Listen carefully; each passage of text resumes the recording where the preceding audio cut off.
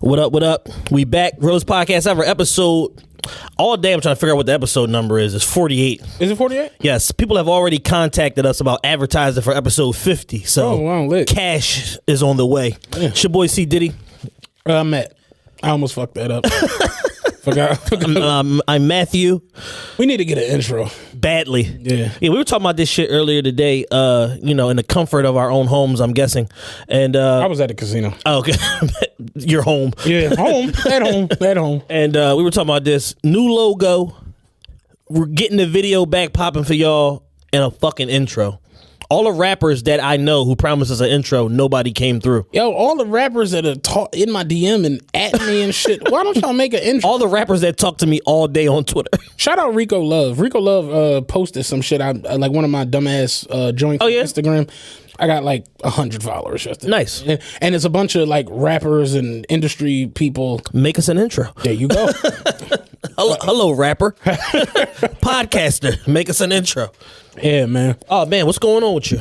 I told you my problems in the world. I lost a huge pot today in poker.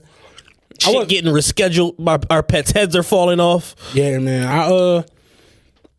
I had 3 appointments this week that all got fucked up because of the snow. Nightmare. One of them I actually drove to. Like, I actually walked into the building and it was pitch black. And I'm like, why is it this dark in here? And she was like, oh, our power's out. I'm like, well, I left out the house at 8. It's fucking 10 because I had to drive clear across the whole Philadelphia. Yeah. When were you going to say something? She's like, oh, I meant to call you. Well, here I am. Here, you can call me, bitch. I'm here now. Fuck. Yeah, so that was the silliness of the week. Like I said, these fucking nor'easters, man, been putting a foot in everything. They said we were supposed to get another one Monday. Yeah, it don't stop. Lit. In the words of Skinny 2 and 5, it don't stop. Shit just keeps going on. And Friday, I was out driving in the shit, and I'm just like, this is bad. Like, this is way worse than like they predicted. Yeah, my girl had to go to Dulles the other day. Oh shit. And it's wild as shit. She sent me the video of what 95 looked like. She was telling me because I was up. I'm off all week, so I was up. I'm like, I'm gonna go play probably like around 1. She was like, oh, don't go out if you don't got to because it's bad. But once she got past like Christiana Mall, it was sunny. Yeah. So she was sending me pictures like it's wide open and it's just sun, but just in our area it was fucked up. So I'm like, man. She was like, yeah, don't go out if you don't got to. I'm like, I gotta get to this poker table. Get to this bread. So I'm like, well, let me call, put my name on the list. I call and they not answering the phone. The poker room. So I'm like, what the fuck is going on? I go on my Bravo. They was like, yeah, Harris is closed for the day. I'm like, what the fuck? Like, I can't get no money today? Like, what? I was telling her, I'm like, I can't even believe that people are outside if the casino is closed. The casino will take anybody's money. The only thing is open is hospitals. And they're closing casinos. There's no way Wawa or Crown Fry, like, it's no way none of this shit is open. So where are you going? There was an accident on 76. And I mean, the traffic, it was from like Girard down to Grace Ferry because the cars had like slits. And they were saying how the plow trucks couldn't even get past to like plow the shit because they was courting that. And the newscaster, boy, he's showing it on the, he's like, where are y'all going? It's nothing open. Where are y'all headed? So Friday, I got two quick stories for y'all. So Friday, I'm taking my best friend bribes me like, yo, can you take me to work? I'm like, yeah, sure. You work in King of Prussia. I live in Manayunk, whatever. I'm gonna fucking go to Shake Shack anyway. Get me a grilled chicken sandwich. It's lit. Cool. Oh, you was playing games Friday. Oh man, listen. You was playing big games. So I start this trek at 2 p.m. She got to be to work at 3. I got one better than that. Go ahead. She got to be to work at 3. I get on 76. It's like moving a little bit, and then I get right to Belmont, and it stops. So I look up. It's 2:20, 2:28, 2:44. I'm like, yo, you probably want to call your job because you're not getting to work on time. She goes on her phone. The fucking news is saying, oh yeah, a tree fell on the bus. Oh yeah, on 125. And shut the whole shit down or whatever. So as you approach Gladwin, which is the next exit, right, they're making everybody get off. Not only are they making everybody get off, they're making motherfuckers that was already past the exit turn around and come back and get off. So I get off. I go to turn left on whatever the fuck that horrible street is or whatever. I follow that. I get all the way down to Conshohocken State Road where I'm supposed to make a right turn. It's gridlocked. You can't turn for about 40 minutes. Oh, yeah. I turn around. I come back. I go back down Hook Road or whatever. Go back through down there. Go back up through the park around. I'm moving now. I'm moving. What do I get back to? Conshohocken State Road. Can't fucking move. Ended up taking 3.5 hours from start to finish to get to King of Prussia, only for her to get to work and for her supervisor to say, oh yeah, all the other stores are closing, so I'm guessing we're going to close. I say, yo, this dizzy bitch, excuse my language, called you 4 times in the car. Yeah. She didn't notice all the gates being pulled down around you. Crazy. What the fuck are you doing at work for the past 3.5 hours that you don't realize that everybody's closing and everybody's going home? Listen, Friday afternoon. Let's think about it. It's hilarious. Mind you, my vacation started Saturday. So I'm like, I wanted to take off Friday, but it wasn't open. You know, my joint, you got to like put in for the day, and they give like 6 people off every day. Yeah. So if the quota is full, they can't let you off. Whatever. I come to work. First 2 trips, I do 2 on the 48, 2 on the 9. The first 2 was sweet. You know, one. But then you seen the shit going left while I was on my lunch break, and I'm just like, yo, this shit gonna be bad this afternoon. All right, bet. In the afternoon, I do 2 trips on the 9. Anybody don't, you know the 9 because it goes, you know. Yeah. Anybody don't on the 9, it goes from Richard Cathedral down to 4th and Walnut. You go straight down Ridge to the expressway, straight down Chestnut, back up Walnut to the expressway. Smooth. Back up Ridge. It's simple.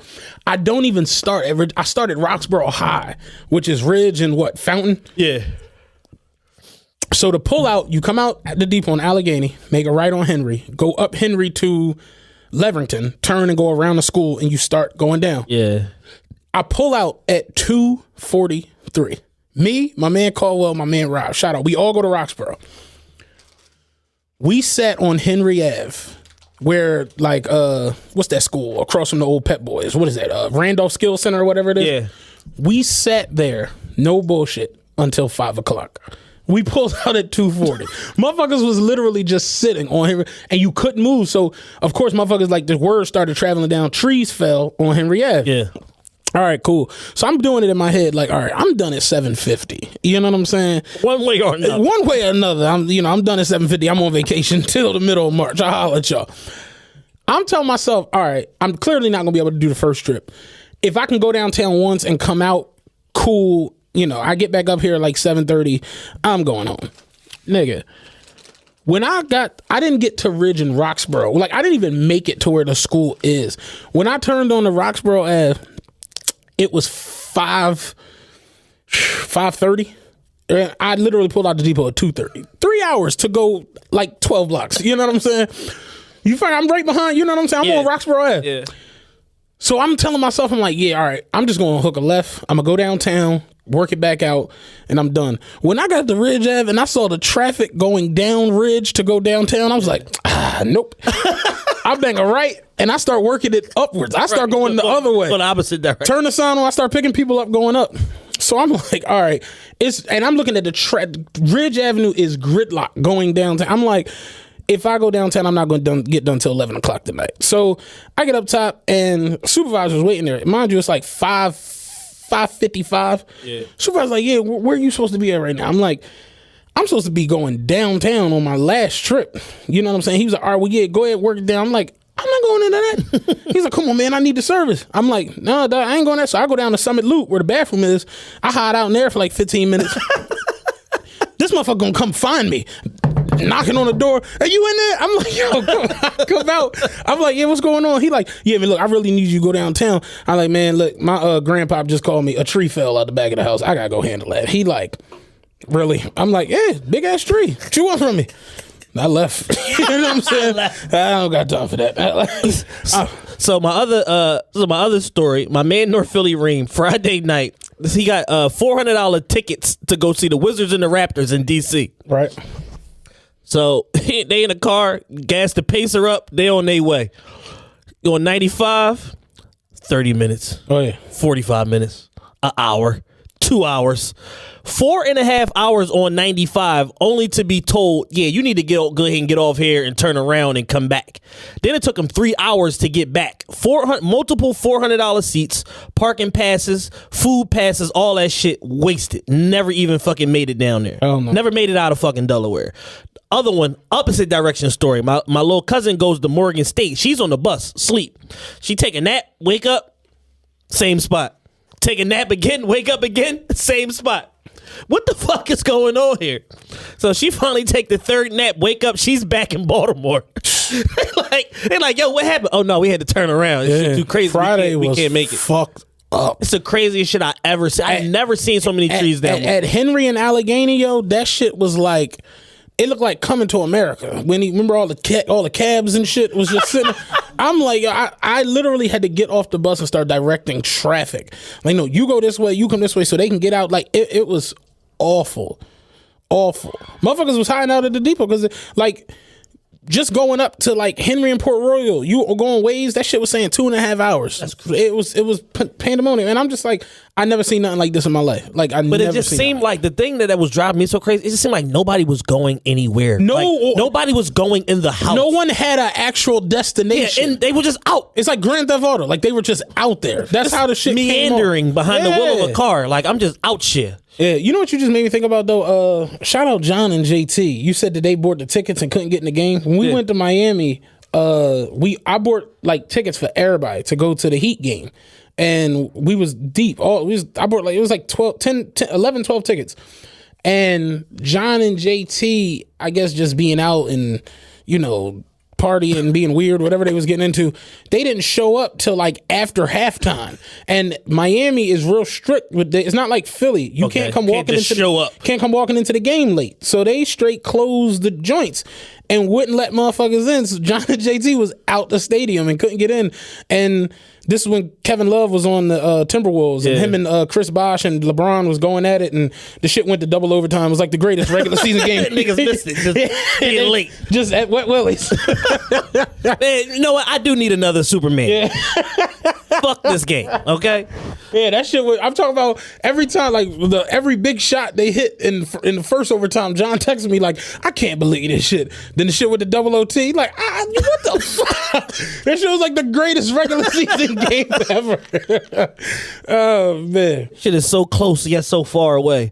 So that's the horrible weather week that we've been having here in Philly. Supposed to do the same shit again Monday. Yeah. Please watch yourselves. Stay off the fucking street if you don't have to go nowhere. I for the love of me, I cannot understand. Like, if you don't have to go anywhere, why are y'all stay outside? Off the fucking street. I literally didn't walk out of my house until 10 p.m. yesterday, and that was to go wipe my car off. So crazy I can go part be is I didn't go anywhere yesterday. Like, I didn't go anywhere. Yeah, why would you? Like, when I got out in it and I'm like, this shit ain't that bad. Like, I got sneakers on and it's like my feet not really wet. All right, fuck it. I'm gonna go take a quick drive because I was fucking going stir crazy. I can't sit in the crib all day. Like, so I eventually got up and went somewhere, but I was out for 2 hours, came back home, parked my car in the same exact spot, went back in the fucking house. Came out this morning. It's crazy because I'm never in the house for like an extended period of time between work and whatever else is going on. And like, it got to that point yesterday where I was like, I don't like this place much. I gotta get outside. Like, I went grocery shopping Sunday, picked up some more stuff on Tuesday. I was straight. I was like, all right, I'm good. I'm in shit. I was committed to being in the crib. I had a couple conference calls and shit for the club. To answer my emails. That was pretty much it for the day. I looked up. It was midnight. Yeah. But So that's what's going on in Philly right now, man. This episode 48 is called Whole Lot of Music Shit. We're gonna basically be running down. It's a lot of stuff going on in music culture right now. People getting paid, people breaking records, people making records, like all different types of shit. Where you want to start with this right now? Seeing as I don't know many of these people. No, this is actually, you know all these people today. Actually, now I'm looking at it, I do. This isn't like nigger music. Yeah, this is like, it's not Chad's Irrelevant Music Corner. Nah. You know, funny about my pop, I was at my grandpa's house the other day. My sister was up, and my dad was like, I'm listening to the podcast, and the podcast gives you like a different. It's almost like it gives you a inside look to who we are and what we like, and I guess my pop just never realized that I was like super duper into music and things like that. And my pop was like, "Yeah, you talk so like heavy about music. He's like, you can really tell that like music moves you and you really, really love, you know, the music you grew up on, the music before that, the music. He's like, and I love listening to y'all talk about music. I don't know who the hell y'all talking about. But I love it. You know what I mean? It's kind of dope. He's like, I don't know what the hell a Uzi is, a Vert. I don't know who Little Adderall is, or none of these people, but it's rolling. So let's start with this. Our guy Nas made $40 million this week minimum. That's basically what they disclosed to the public. You know, as we've talked about on this show before, Nas basically has his own venture capital firm, Queensbridge Ventures, and he's been out in Silicon Valley for years now. Basically, before any of the hip hop guys, you know, putting little bits of money here, there, and everywhere to help fund these startup ventures that look like they're going to be big, and now they're starting to pay off. So the company that he got paid out for this time was called Ring Doorbell Security Service. It was recently sold to Amazon for $1.2 billion. Nas had a minority stake in the company, which ended up turning into $40 million.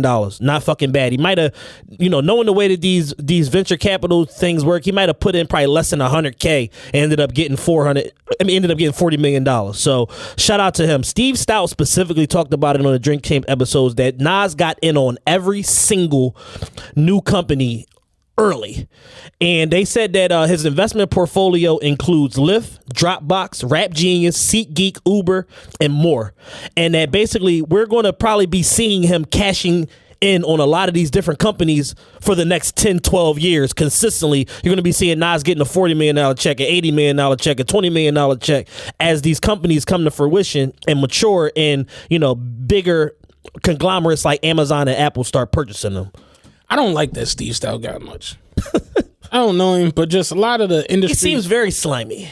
A lot of the shit that motherfuckers say, like when you listen to like Dame. Oh, did you listen to Dame Dash on the Red Pill? Oh, did you listen to it finally? Twice. Yo, Dame gave a hell of, I want to interview him. Like I want to get him on here so bad. I think it's possible too. I think it's very possible. But like just even Nori, when Nori was saying the shit, like I seen him like shit on 50 and then 50 blow, and then he was like 50 man. And Nori, like, I straight came at him at a Chris Lighty wedding. Like, oh, now you want to suck 50 dick. And they like, come on, Nori, we have the wedding. Like, no, fuck that. And it's just Dame Dash said on the Red Pill John, like, Steve Stout was the one who did the whole S. Carter shit with Jay, with Reebok. Yeah. And he was the one who did, like, Mary J with the KFC. And we saw how bad that was. And it's like, he really don't give a fuck about the brand. It's more so personal shit. And I look at Nas, and it's weird because we today at the poker table, one of the white guys, he, you know, like poker players are weird. Oh yeah. So they'll bring like their lucky chip or their lucky little doll and put it on the table, whatever. Dude had like a Donald Trump bobblehead, and it just was like, fucking. I'm at the wrong table. Like it was fucking with me so much, and. Sure enough, somebody eventually said something, and then they start talking about Trump, and this other white dude at the table was like, I think he's doing a good job. And I'm like, what the fuck country are you in? Like, and then he started talking about how he loves Donald Trump and Mark Cuban. And I'm like, he's another one that's like all over the fucking place, getting into stupid shit left and right.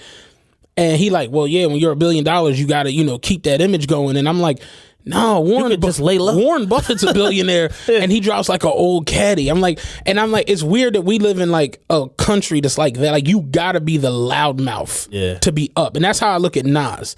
Like, wait, Nas ain't pouring Cristal on bitches and, you know, wilding out. Like, Nas broke. Like, no, nigga, Nas is really rich. Like, here's the thing. What people gotta understand is, in order for you to get hit with an $80,000 a month spousal support and child support levy, you got to be making a substantial amount of money. They can't take what you don't make. Same way when Beans once upon a time got hit with a $2 million tax bill from the city of Philadelphia. You know how much fucking money you have to make to owe your city $2 million?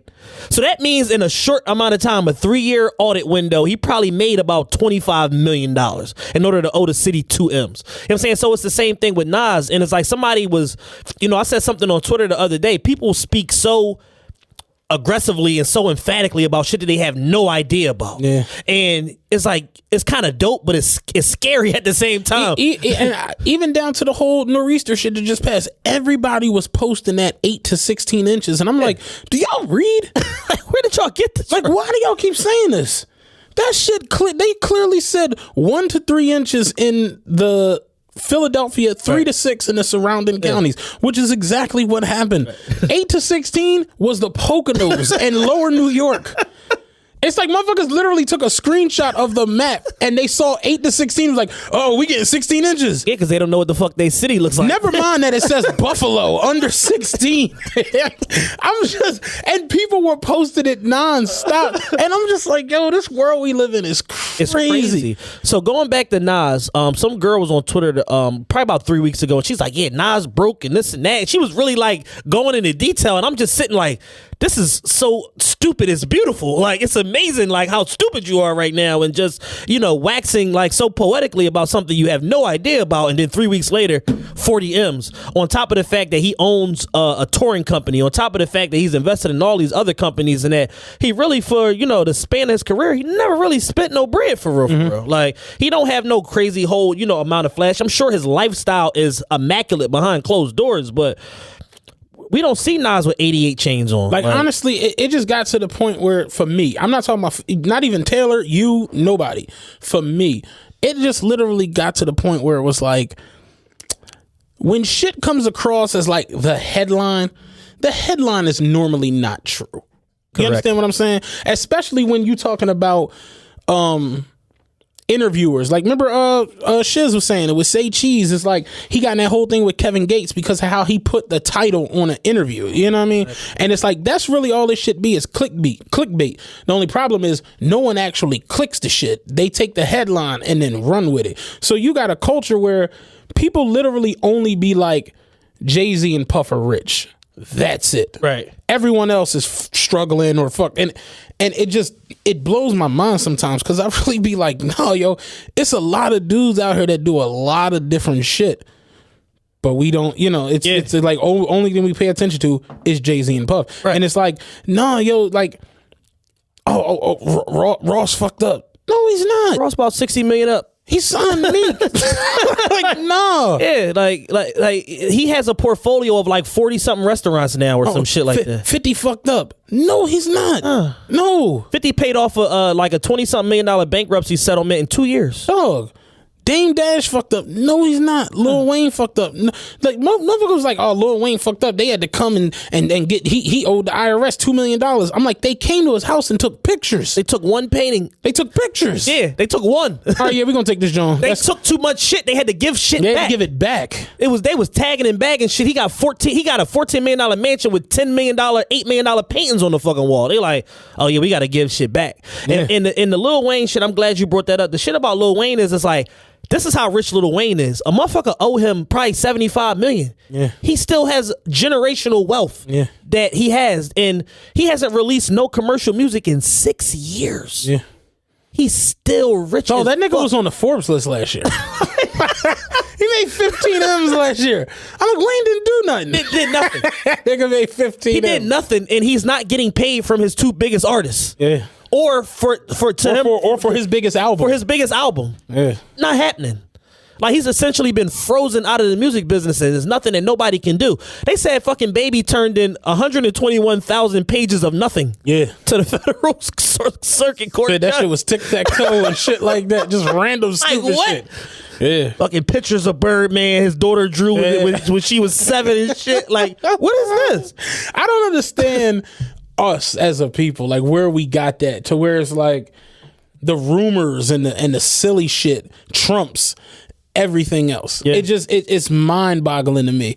And I don't know, because you'll see one thing and they like, oh, so-and-so is going, like, even Chris Rock. I seen motherfuckers like, oh, Chris, his divorce and this, that, and the third killed him, and he's got to go back out on the road to try to make some money. And I'm like, oh, he has a net worth of $85 million. Yeah, so if I give the wife 15 and then I go out here and go bust a trap for 60, mind you, she can't get none of that. Mind you, he sold out every show on his Total Blackout tour, and then Netflix like gave him $20 million for the fucking content. Like Dave Chappelle. Dave Chappelle really sold out 1,500 shows, 34 of them in Radio City Music Hall, and then sold it to Netflix for $20 million. Like, no, dog. What was I just watching? Marlon Wayans on The Breakfast Club. I'm gonna watch it probably. Good ass interview, and he was like, yo, he said, me and Dave Chappelle are such good friends. Like, he's such a good person. He said, man, motherfuckers is really going crazy about the money that he's getting, and it's making people jump out the window and just say stupid shit. Right. Because they're not used to comedians getting this type of money. Right. And it's literally driving motherfuckers crazy. He said, but Dave's so cool. If you was to call Dave and say, Dave, how the fuck did you get them to give you this money? He would tell you. Yeah. Yo, I did XYZ amount of shows, I shot my own special. Well, how much did that cost? It cost this amount, blah, blah, blah, blah, blah. This is a production company I use. Here go their phone number. He's like, he'll show you how to do this shit. He said, but motherfuckers so spiteful and so jealous that they just going into the media saying stupid shit, and now he not gonna fuck with you. Faison, he not gonna fuck with you. Monique, he not gonna fuck with you. Because now you tried to make him the poster boy for almost like something that's wrong in the comedy industry when he's pulling everybody up if you on the right side of shit. It's the domino effect. Like if he's getting this money, it's Mike Conley Jr. getting 150. Russ and Steph Curry walking in like, all right, what the fuck y'all throwing at me then? You know what I mean? It's instead of just going fucking crazy. You want to talk about, we got to do it. Monique, did you see the Breakfast Club joint? Absolutely. Watched it more than one time. I couldn't watch it more It's than one time. amazing content because it's literally like it's so much going on at one time. Her and the husband with they give me David Ruffin and Finn vibes from The Temptations. Really, it really comes off like he's in her head like, no, you a superstar, boo. Like that, and she's 50 and calling him daddy, and it was getting creepier by the second, and she's more delusional than I had assumed. Yes. Because she's mad at Charlamagne for giving her donkey of the day. And then she's like, well, why'd you give me donkey of the day? And he literally, it literally got to the point where he was saying the same thing over and over and over. Yeah. I gave you donkey of the day because you went and tried to make this a gender and race thing when it isn't a gender and race thing. Yeah, because women and black men got paid in the midst of what you're doing here. And to make things even worse is the fact that Tiffany Haddish is now signing a joint with Netflix. Yeah. And the Netflix dude who runs their comedy division, because they were saying how Wanda Sykes got offered $250,000 years ago. He who runs the comedy division now came out and said that was ridiculous. I'd never offer Wanda Sykes $250,000. Right. And it's just like, Mo, that island getting smaller and smaller. Because you it's like you trying to pull you doing like the Nino Brown shit. Like you trying to pull motherfuckers down with you, and niggas is like, nah, I ain't going. Yeah. Like, nah, this ain't that. Like nobody I know owes a Poppyville. Like you're wildin', sis. You're tripping. And it's like, yo, if she put this same amount of effort into going on the road, building her comedy fan base back up, even if you did 30 shows, which you could do 30 shows in 10 days because comedians do 3 shows a night sometimes. Real talk. Go do 30 fucking shows. Come up with some catalog, shoot some footage, start shopping it here and there, put some teasers out there. You probably get 3, 4, 5 million in about 6, 7 months. Yeah. But you don't want to put the groundwork in. You just want to get paid off a legacy alone. And one of the topics that I had, and I guess we could skip forward to it, was legacy versus relevance. Okay. And I was specifically talking about it in the music vein, but when you talk about just entertainment, period, just because you have a legacy does not mean that you are presently culturally relevant. And I had a long debate with somebody about this yesterday on Twitter. It's funny you mentioned. Did you watch Sinbad's interview on the Breakfast Club? Yes. Great. And Sinbad, all that. If anybody knows, Sinbad's one of my favorite people ever. I always fucked with Sinbad. And he was saying it on there where it's like, I'm a legend, I guess you could say. Like I'm a legendary guy. I've been around for a lot of years. I was on Different World, a lot of legendary shit that happened. But right now, you know, he's like, I'm living my life enjoying what he's like. I'm about to go perform. He was talking about playing percussion with some band. He's like, so I'm not at the forefront like Kevin Hart, Dave Chappelle, like them. But he was saying like, put me on a stage with anybody, I'll hold my own with him. Right. And he's like, we can go on a stage tonight, and what we gonna do is we ain't gonna use no material from last night. Right. He's like, and I'll eat your favorite comedian alive. I know that. So he's like, but I understand that I might not get 20 million from Netflix. Yeah. So Charlamagne, of course, asked him, like, if you go in there, how much you want? He's like, I mean, you 15. You know what I'm saying? Like, he said, yeah, at least 15. Yeah, He's like, but really, I want 21. Yeah, you know what I'm saying? But he was making a lot of sense in the fact of like the legacy versus, you know, who's the hottest. It's like, you know, Nas is probably legacy wise more accomplished than Vert Yeah. But Lil Uzi Vert right now is headlining festivals. And he got two songs out that's 7 times platinum. So and an album that's about to be double platinum. Yeah, it's just like that. Look, you can go into your joint, but it does make a whole lot of sense. Yeah, no, because the specific debate I was having regarding like relevance in like music was basically like saying like, hey man, Eazy-E and Nate Dogg are legends. Right. They ain't the fuck culturally relevant right now because not only is the new generation of the mumble rappers not talking about them, the niggas that should be talking about them not talking about them. Right. Kendrick and Nipsey and fucking YG not talking about these fucking guys. I said, but what's true? I said, but the thing about legacy is forever. What's true about relevance is not all. What's true today about relevance is not always true tomorrow because there could be some new kid from fucking Compton that comes out and he could look and sound like Eazy-E and fucking have somebody on his hook that sound like Nate Dogg, and now all of a sudden they're relevant again if he goes viral on the internet. So what I'm saying is, to say that somebody's not relevant is not necessarily an indictment against them. It's just a snapshot in time to say, right now, we ain't talking about you, but tomorrow or a week from now, we might be. Yeah, true. And some people can't compartmentalize that because we're so married to nostalgia. And it's just like the shit that we grew up on, we have such an affinity for it and love it so much that it means more to us than the present day shit. But I'm like, nah, you can't ignore the fact that Lil Yachty got a fucking Nautica deal, a Target commercial, and all this other shit going on. Like, so while he may not be your cup of tea, he's definitely more relevant in 2018 than Big Pun is.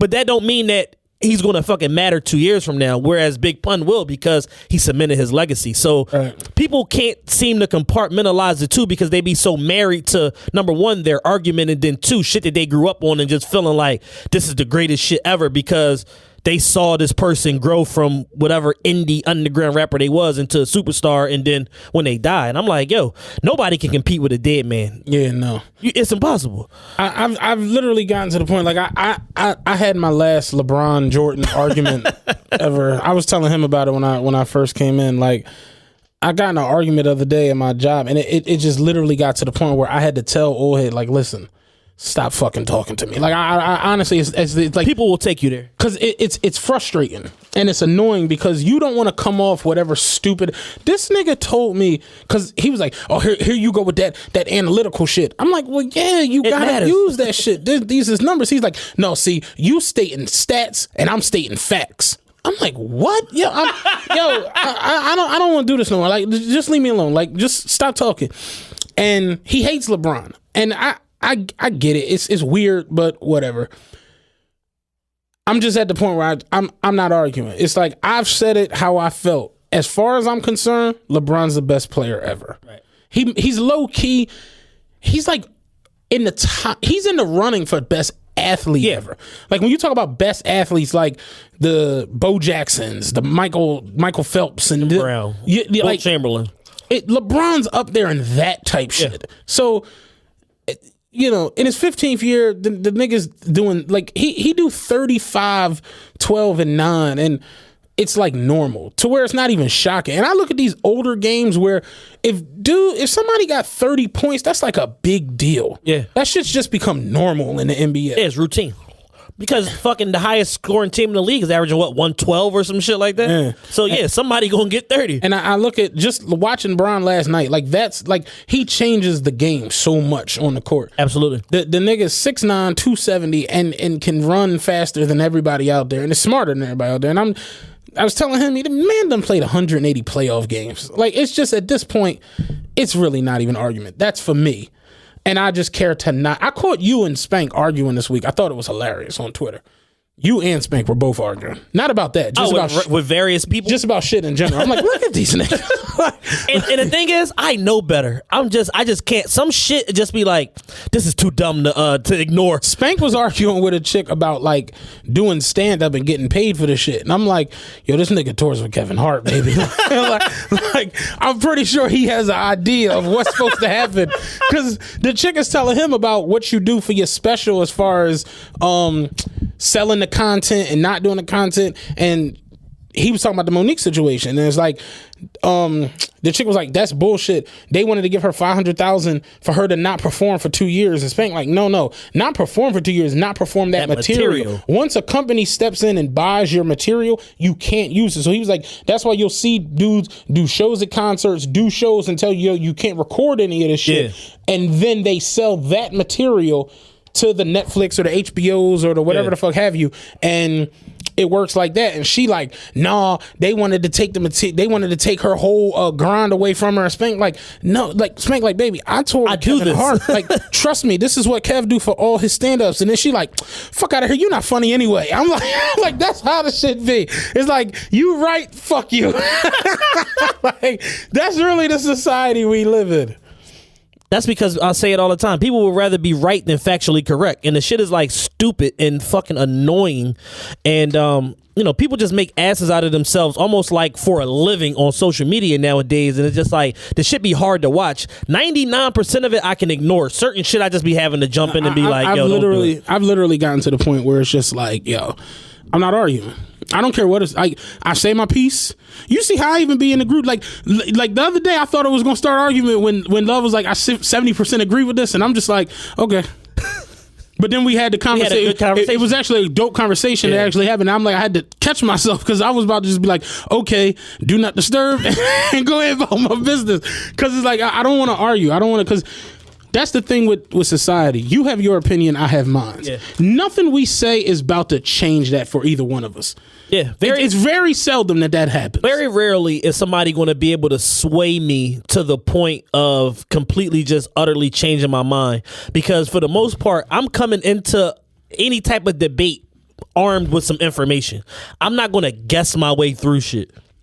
Whereas other people will have one initial thought and that'll be all they have. And then that's the only firepower that they going into the fucking argument with. And as they going to just keep shooting the same shit at you 17 like the other day with the LeBron James shit, he like, your man just not clutch. Like, we still doing this? We've already dispelled that. We've already dispelled that shit. Like, I'm like, this nigga was down 3-1 against the greatest regular season team in NBA history. Yeah. He won that shit. What are you like? I don't. Against the team that won, what is it, 85 games to that point or some shit like that? The clutch Joan is out the window. Yeah. I don't even understand. Like, why we talk? Like, really, we doing this? And it's like that. That's your own. Like, you still holding on to 2011. You gotta let that go, Daddy. Like, we on something else. It was crazy, man. But I guess legacy versus being relevant. That's a big ass debate. Yeah. And some people don't know how to compartmentalize the two and realize that sometimes they intersect. Like right now, Tupac and Biggie are relevant right now because they just had you had the Tupac movie, then you had the Who Shot Tupac joint on A&E, and then you got the Biggie Tupac Crime Chronicles on USA. But prior to a year ago, the average 16-year-old didn't give a fuck about Tupac or Biggie. No. It don't make me feel good to say that, but that's a fucking fact. They didn't care because it doesn't intersect with their core values or what they listen to or interact with on a daily basis. So, no, to a large segment of the population, because the youth is the biggest segment of the population, they did not give a fuck. And I was trying to explain this to one of my homies around the way. We was talking, and he was like, I just don't get when the younger people diss the older generation or say they don't fuck with it, because he was talking about Lonzo, how Lonzo says, he don't really get down with Nas or he don't get down with this person. I'm like, well, I mean, I tell him, I'm like, well, that's because they're teenagers. Lonzo's a teenager. He's a kid. He like, no, because when we was teenagers, we had to go back and listen to the Run DMCs and the Rakims and this, and I'm like, well, check this out. How about this? When we were teenagers, rap was in one place. Like, rap was in New York. Yeah. That was it. Pocket. It was in New York. It wasn't even in LA till 89, 88, 89. Yeah. Rap was literally in one place. And then when it was in the West, it was one group. It was Cube, Easy, and Dre. Yeah. That was it. So you look at rap now, the biggest rappers in the game, they not from New York. They from Canada, they from Florida, they from Houston, they from Milwaukee, they from Atlanta, they from, all over the fucking place. Yeah. So it's like rap is all these different genres and it's like 12 subgenres in rap now. Yeah. Whereas one point that shit was just party music and gangster shit. Right.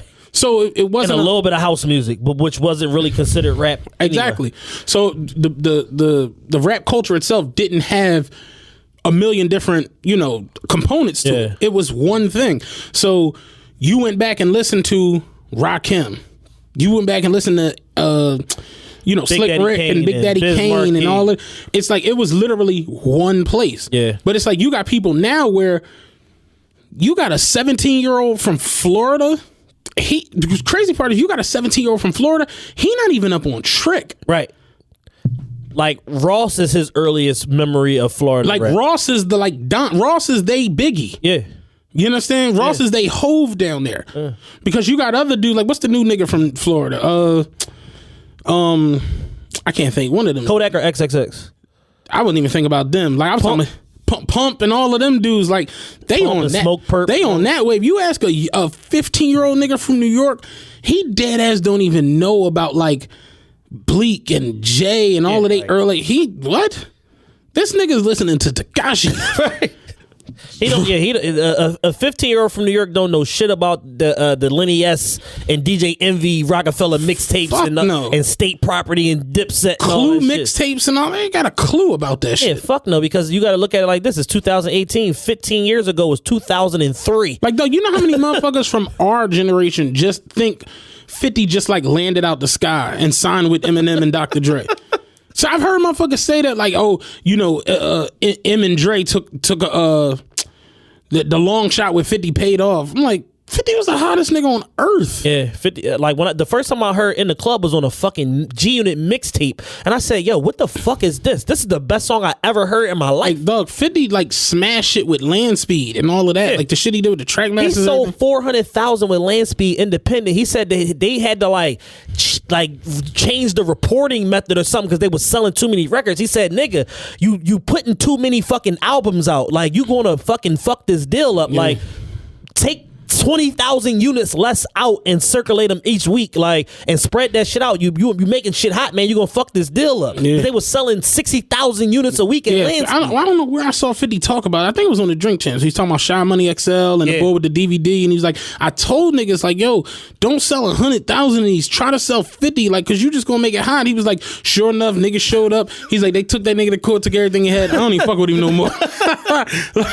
like the shit. 50 was putting out so much hot shit at one point that it literally took over the underground. Like people think Weezy killed the mixtape game and Drake killed it. It's like you motherfuckers got to do your history. Yo, 50 like he invented what it was to kill the mixtape game. He single-handedly changed the shit. Yeah. Now, what I can say is Wayne, I don't know if he caught wind of what 50 was doing and got on it at the same time, but with the Squad mixtapes, he was essentially in the South doing the same shit that 50 was doing with the G-Unit tapes. But what 50 did is 50 start making full songs. You just took me, but shout out Jules, man. The Squad Up mixtapes. Squad mixtape. Oh man, shout out my man Rafiq from Total Sport, man. He had all the Squad mixtapes. Yo, me and Jules, I'm talking about. Remember when Wayne rapped over the 5, 4, 3, 2, 1 Carolina Blue Kicks, hottest nigga on the like.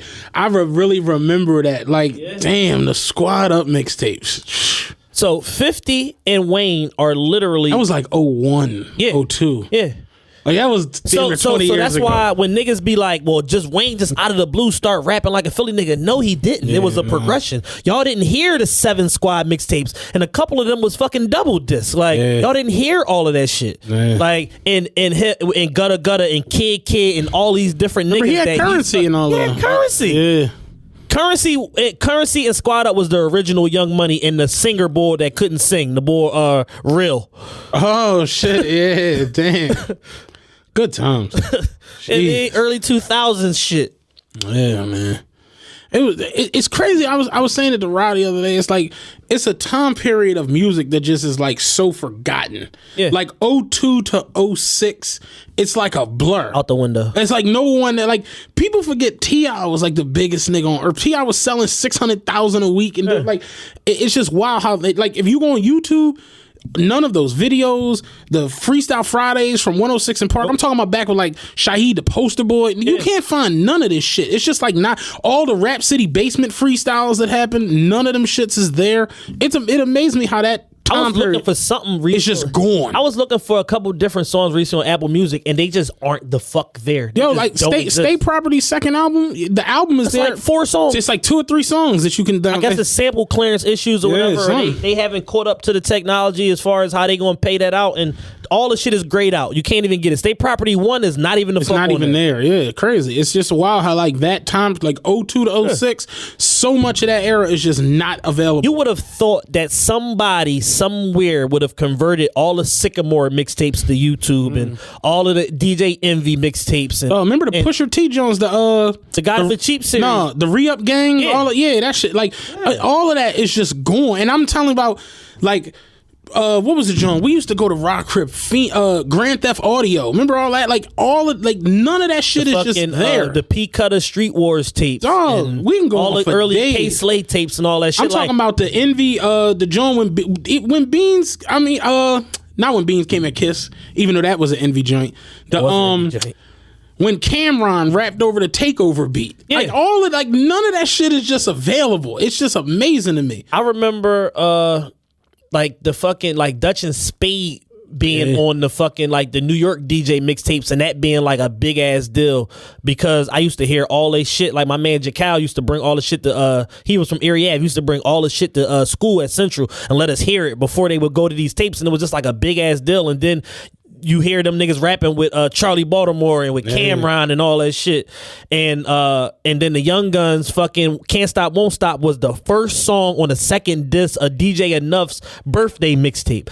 All of this shit is just gone. These are moments in history. It's crazy, man. This is one thing when it comes to like new rap. And I respect the shit out new rappers and new music. And we like a lot of the shit. When I sit back though and I look at that time period, and I guess this is the nostalgia in me or whatever. I saw a video the other day where these niggas is in the club. I don't even think the club was open. They was just in the club having a cipher. This is who was there: DMX, Cameron, Black Thought, Big Pun, Mos Def, Talib Kweli. I'm like, and I think Cannabis. I'm like Cannabis. I'm like, how the fuck don't this happen no more? Yeah. Like when you look at Hot 97, and it's crazy because Hot 97 is a radio station that has been around for 25 fucking years and has done so much shit. But if you from a certain era and motherfuckers be like, remember Hot 97? Everybody knows that's the Rockefeller joint. Yeah. He's only 16. Yeah. Like, how don't that happen more in this time period where you just got a bunch of niggas around rapping? They all want to rap. They all just spitting, just going. Yeah. And that be my joint with this new shit. It's just like, damn. I think a big part of it is motherfuckers tried to criticize Drake for it, but everybody's playing the writer game. Mm-hmm. And niggas is not really in love with rap the same way that these other guys was. They was using it as a way out from an alternative street-based lifestyle. Right. But they still loved what the fuck that they was doing, and they put they all into it because being nice mattered. Yeah. Being nice don't really matter no more. Like, how is it that the two fucking best rappers are like the two best singers, Drake and Tory Lanez? They're arguably the two best fucking rappers. Like, if you look at Tory Lanez fucking recent 5 Fingers of Death on Sway, holy shit. If you look at Tory's prior 5 Fingers of Death on Sway, if you look at his Funk Flex Joan, like, how is it that the best pop stars are also simultaneously the best fucking rappers? Yeah, and then it's like everybody else like falls somewhere in the gap between, because then you have other niggas like Don Q and shit like that can super duper rap, but nobody gives a fuck. It's crazy because I just look at like us back in the day, like we used to go berserk if we heard that the Locks was on Funk Flex, or if like anybody. It could be Mos Def and Talib. It could be motherfucking Onyx. Like it could be any of them. You know what I'm saying? And I these new dudes is like, it ain't that like. Just look at last year with like, I remember we put the joint out for the awards and we had Loaded Lux freestyle on there. Motherfuckers like, man, I don't know what the fuck Lux was talking about. And I'm like, you're high. You're a dickhead. You're crazy. Like, it was so many double and triple flips that nigga threw. And I'm like, that's real, like, real rap. Yeah. Real ass rap, dog. Dog, I was watching one of his battles the other day. He was like, you up here talking all this, what'd he say? He said, I can't think of the fucking line now. He said, You up here lying to these people, talking about who you'll clash with, how you'll put the mask on and grip the rat shit. Your mama name must be Brenda with this trash shit. And I'm just like that. Like he has so many good lines, and I don't know. At times I really just sit back and I just be like, damn, nobody can rap anymore. And when you rap, motherfuckers, it's like going over people's heads. Yeah. You know how many people would hear that line? Your mama name must be Brenda with this trash shit. Like, I don't get it. And it would just fly. It wouldn't strike a chord at all. It wouldn't mean shit. Nothing. And that's weird. That's like awful kinda. And that's honestly how I look at just the country, the city. People are just getting dumber by the second. Yeah. But proudly dumber, almost. proudly more stupid. Yeah. Because even the guys who y'all look at like dangerous street villains in rap were smart as shit. Yeah. Nas was from Queensbridge and ran with all the jungle and all them niggas. They was wild as shit. They was jumping in the crowds, robbing niggas, doing all that crazy shit. You don't be that good of a caliber rapper and don't be brilliant that you can paint a picture that vividly. At 17 years old. I went to hell for snuffing Jesus. He did that when he was like 16. Live at the barbecue. He was a child. DMX, you don't be that good. You gotta be brilliant. Jay-Z early shit, like it was brilliance in them bars. Big Pun, fucking Method Man and Ghostface and all that. Like you had to be smart as shit. Jay saying shit like this here's the dog years and motherfuckers don't shed. I try to give them light, but motherfuckers want dead. Like crazy. And niggas couldn't get with that shit, so he did the Jigga shit. Yeah. It's wild, man. I don't know. But that legacy verse being hot shit, man. It's crazy we got off into that little rant. I feel like if you become a certain level, you live forever. You watch The Sandlot. Remember Legends Never Die and shit? Like, yeah, real shit. So it's just like it's bad because the environment we're in now, people don't take time to really do their research or really understand the shit that came before. You understand?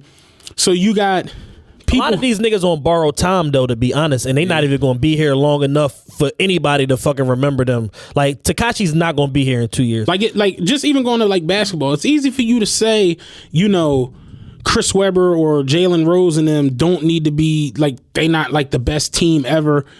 But it's like, you got to understand the shit that they was going through to be Michigan at that time period. You know what I'm saying? So it's like, just in rap, like, we got to always give props to Rockefeller.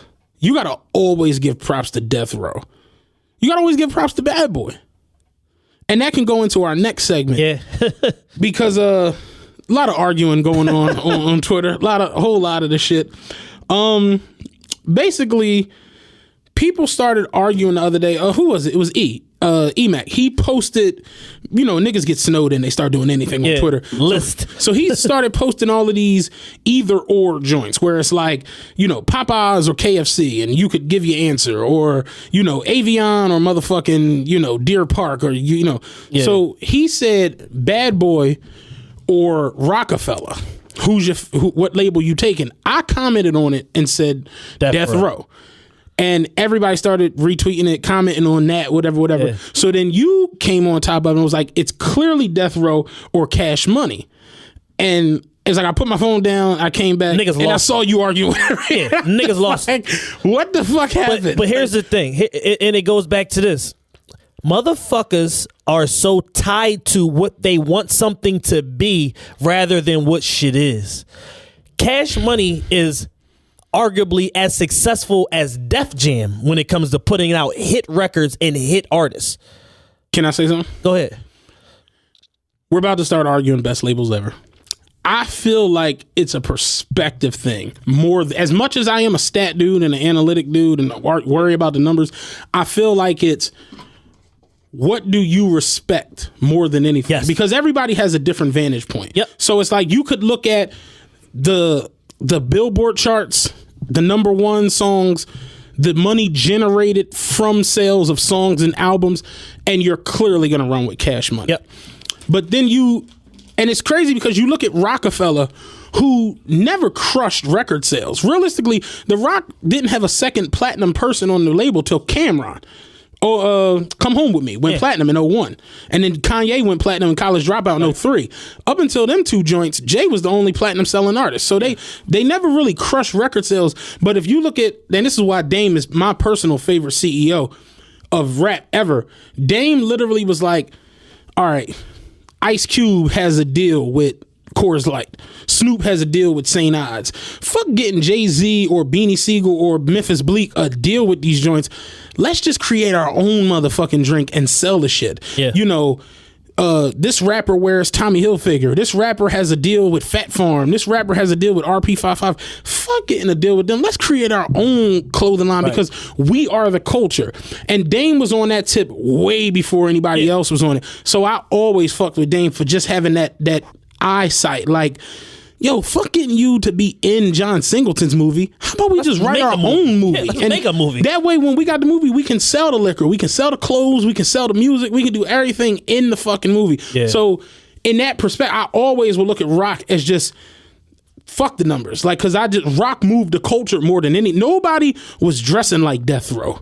Pac was wearing a leather corset and shit. Like, nobody was dressing like that. Ass naked in the bathtub with 3,000 chains on. Whereas motherfuckers was dressing like Biggie. They weren't selling the shit.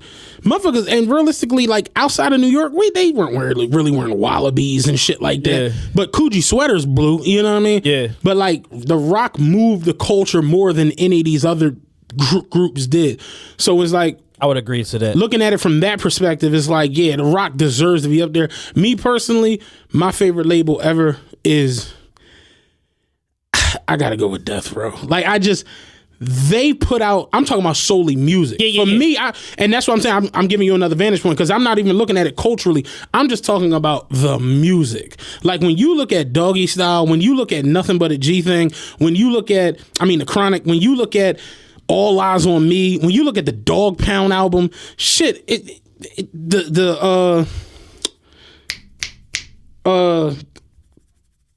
The Dogfather, I told you I love the Dogfather. Above the Rim soundtrack. Above the Rim soundtrack. Murder Was a Case. All that shit. It's just like they put out so much good music. It wasn't even funny. If Death Row lasted, as far as my list goes, if Death Row lasted 2 more years, it would be number 1 far and away.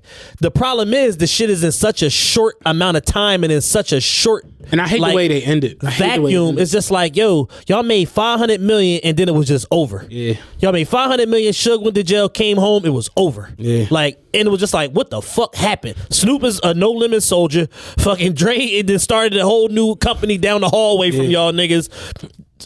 Daz is trying to kill you, and Corrupt is the president of the Row. Like, what the fuck happened? So when I look at, label business and stuff like that, I'm just specifically speaking to the music and the music business.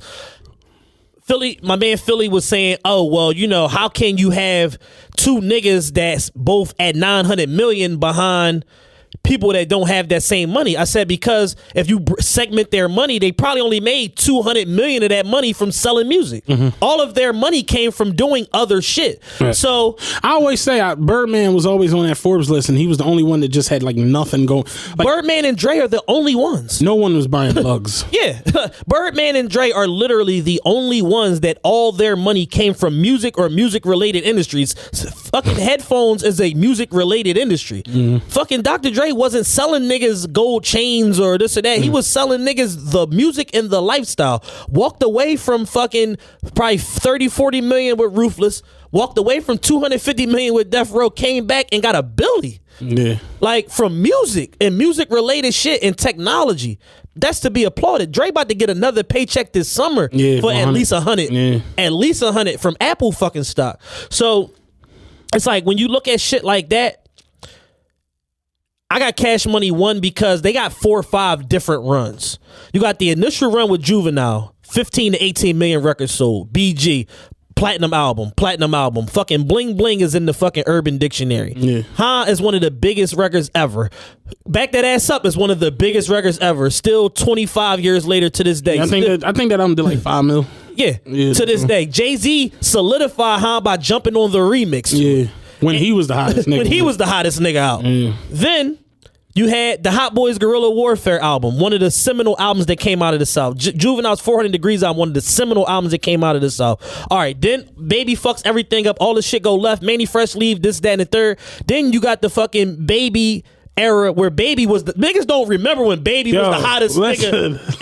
Niggas don't remember when Baby was the hottest nigga in the game, dog. With the Stalin remix and the Grinding remix and all these motherfucking records saying the same shit on every record, but everybody got to get Birdman on a record. I remember when Birdman threw them doves in the air on what was the joint with the clips? What happened to that boy? That's a moment. Yo, that was a good ass. That's a moment, song, dog. Then Baby had a lot of little hit records, dog. Baby had a joint with Tony Braxton back then. Dog, $100 million. Remember that? With Rick Ross and all he had the joint with Puff back then. Yeah. Look at me, like all that shit. He the joint with Lil Wayne, Baby I'm a Stunner. That joint. Then they had the Like Father Like Son shit. So then that like takes Father you, Like Son was a good ass. Then that takes you into the Lil Wayne era, where he was so hot, Jay-Z went and sat down. I repeat, Jay-Z sat down. Yeah. I can't fuck with this. There's too much going on. He sat down. That's what happened. Even 50 said it. Jay sat down. He couldn't compete. 50 was the only nigga in the marketplace trying to compete. And 50 had the machine behind him and had a backstory. So it catapulted 50. But on the underground circuit, Lil Wayne was the undisputed underground king at that time. And then the fucking commercial success caught up to all of the grind and all the work that he was putting in. And he's fucking selling $1 million out the gate every time, to the point where niggas in the music industry think they buying records. Yeah. But to this day, nobody can state how or why, because you know why? Because he keep doing this shit every fucking time. Yeah, Lil Wayne was, man. I put Wayne in my top 5, and people get mad at me, and I'll be like, I don't see how you argue that, dog. Like, I remember when I heard him on the Destiny's Child joint. And I'm just like, yo, Wayne's about to take off something crazy. And then next thing you know, it's like he couldn't miss. It's like soon as they gave him a little bit of crack of light, put him in the front of the mainstream audience. Carter 2, 241,000, one of the best albums to ever come out of the South. Fucking Carter 3 leaked 17 times. Yeah. And the final product still sold 8 million. Yeah. The final product still sold 8 million. Carter 4 fucking platinum first week fucking sold 5 million. Then you go into the YMCMB era, where it's Bedrock and all these collaboration records and all of that shit.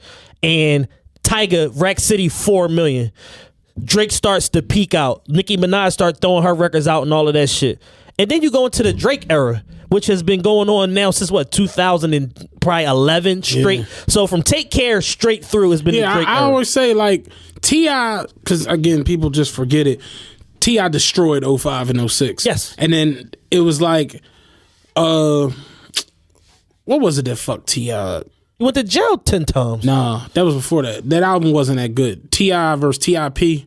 Oh yeah, that album just didn't live up. But Big Shit Poppin' was on that album. Was huge. That shit was on ESPN. That shit was huge. But he said it in the song like, I dominated 06. Now I'm coming right back. Like, and that album just didn't live up to King or Urban Legend. Had too many Wyclef joints on there. Yeah, but that was when Wayne, he got through the crack and it was his. Even with Jeezy and Rick Ross dropping crazy albums, Wayne just ascended to the top. To another level. And I say Wayne had it 07 to 11. And then he just Drake passed the baton. Yeah. And it's just crazy to think, like, Drake's really on the greatest GOAT. We said on here, the greatest GOAT run ever. Like, crazy. At this point, it just doesn't even make sense. The fact that he's at this point, I was listening to Nori, and Nori and 50 was talking about the whole the diss that he did about Meek Mill. 50, like, that shit, like, no one wants to admit it, but it solidified Drake as, like, this is his. This time period belongs. Like, there was Jay-Z, there was DMX, there was Ja, there was me, there was Kanye, there was Wayne. This is his, because for sure. No one saw that coming, and then it happened, and nobody did shit about it. And it was like, all right, well, y'all fucked up. Power drop next Thursday. Like, I ain't got to deal with this shit no more. Like, no one wanted to deal with Drake at that moment. It was just like, motherfuckers straight started feeling bad. Yeah. For Meek and everybody around it, because it was just like, damn. What y'all gonna do? Yeah, what's gonna happen? Nobody had an answer, because Somebody said the other day on Twitter, they said, y'all let Drake win the beef with memes and this and that. I said, oh, so he never dropped the fucking diss record that got nominated for a Grammy and had 1 billion streams. That never happened, right? It's two niggas that you follow. Y'all all follow. I don't follow these guys. I'll tell you their names later. But they don't sponsor the show. Yeah, they don't sponsor the show. They hate Drake. You know what I'm talking about. They hate Drake. We'll talk about it all. They hate Drake and hate LeBron. And I think it's the weirdest shit on there. Because, like... So they just hate winners, basically. It just be like... If you ever look, because I'll see they pages there now, because y'all be at them all the time, and like the tweets could be like, yeah, man, I woke up early this morning and had pancakes. The next joint will be like, who out there trying to play 2K on my at name is da da da da. Then the next tweet will be like, Drake really a sucker, man. like they just come out of left field with the hatred shit for the boy. They just be like, what did he do that's got you that uptight? You know? Right. Like the shit, but like, and you know, me and Love was talking about it, like. At a certain point, you just gotta respect him and fuck with the music. Yeah. Like, he write it, he don't write it, somebody wrote it. Hey, man. Hey, listen. Hey, man, say, man. Big Daddy Kane was writing a lot of Biz Markie shit. Y'all still love it. No, like, it's weird how rap works, right? So, you got Dr. Dre. And this it's crazy. I had a tweet last week. I wanted to get what you thought about it. I said last week, the Chronic 2001 was a great moment in rap. Dropped in 99. It's called The Chronic 2001. Had smash hits on it. The next episode, still DRE. Forgot about Dre with Eminem. Me personally, I think when it comes to that and The Chronic, I like it more than The Chronic. And I tweeted, I don't necessarily think it's better than The Chronic, but I like it more. If I have to listen to one, I listen to 2001. And some weird guy from California, he at me and I started to respond, but I'm just like, for what? He's like, come on, dog. The Chronic is the most classic album in hip hop. How dare you? The Chronic 2001 is good, but how dare you say it's better than The Chronic? Excuse me. And I'm thinking to myself, like, dick blower, read the tweet, because I didn't say that. I said, I said, I don't necessarily think it's better, but I like it more. Yeah. So I wanted to get your opinion on Chronic in 2001. Can I just say this real quick? Yeah. I personally, and this is just, again, me just living in who I am. When The Chronic came out, what year was it? 92. I was 7. I never had a 40. You know what I'm saying? I was 7 years old. Didn't have a Lolo. I never had a 40, a Compton hat. I never had no Endo. You know, I understand what The Chronic is. I have it on my phone. It is one of my favorite albums ever. Nothing But a G Thing. When I remember we did our top 15 songs ever, I put Nothing But a G Thing at number 1. Yeah. It's a great album, and it set up their runs to be who they are. It's phenomenal. Yeah. But I didn't live in the moment of The Chronic, meaning when the album came out and Dan Quayle and fucking C. Dolores Tucker and what was Ronald Reagan's wife? Nancy Reagan. All of them were trying to condemn rap music and steamrolling albums. I was a baby for that shit, so I didn't live in it. Now, fast forward high school, when The Chronic 2001 dropped, I remember being hyped to fucking tape Still DRE video. Right. I remember getting that album and walking around with it because you had a CD player. Like, I remember finally learning what Eminem said on What's the Difference Between Me and You. Yeah. You know what I'm saying? Yeah. Raw dog, get your arm gnawed off, drop the sawed off and beat you with the piece it was sawed off of. Like, I really remember living it, exhibit how fire his verse was on What's the Difference. Like, Chronic 2001 for me I was 15 now. Yeah. So it was like, damn, like this album, you absorbed it more than that other album. And that's why I be trying to tell, like, when somebody is 27 and they be like, Bill Russell, the greatest center ever, I be like, nigga, how? Shut up. Like, stop listening to what your drunk ass uncle JaVale McGee a body Bill Russell. Like, you gotta, like, and that's what, like, I guess I don't want to be on the nostalgia thing, but it's like, yo, you gotta develop your own ideals and your own theories. So, because it's like, I could easily be like, yeah, Kareem the best ever, but that's a lazy and ignorant thing to say because I never watched Kareem day in and day out. I'm watching Anthony Davis night in and night out play. Yeah. So it's like, yo, like Shaq, I watch Kobe. I tell motherfuckers all the time, I didn't even watch Mike. Not saying I didn't, but yo, if you want to be real, 1988, Mike led the league in scoring, won Defensive Player of the Year, won MVP, and won the dunk contest. That nigga was out of control. I was 3. Didn't see this shit. I was 3. Congratulations, Mike. I didn't see Great job, cuz. I didn't see this. But I was 3, so I didn't watch them like the way we all last night was watching LeBron and tweeting about the shit. We're living in the moment of watching that, and that's how I feel about music. It's like, yo, I can go back and tell you, oh, you know, EPMD did this and Run DMC did that and Rakim did this, but it's like, yo, I was 4. So it's like, yo, it's me.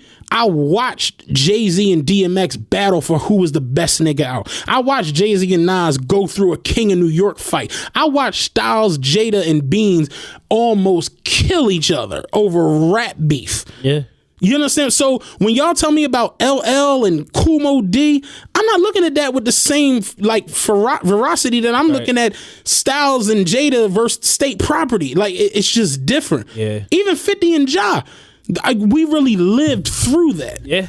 You understand? So that's where I be at more so when it comes to like the Chronic 2001 and the Chronic. It's like, it is great. It's a great album, but for me, 2001 it's more near and dear because I've really lived through. Like, I remember going to Raw House to watch the Up in Smoke tour DVD. Right. You know what I mean? Like, that really happened. Yeah. Well, what I'll say is this. We didn't kick it when the Chronic came out. Like, what I'll say is this.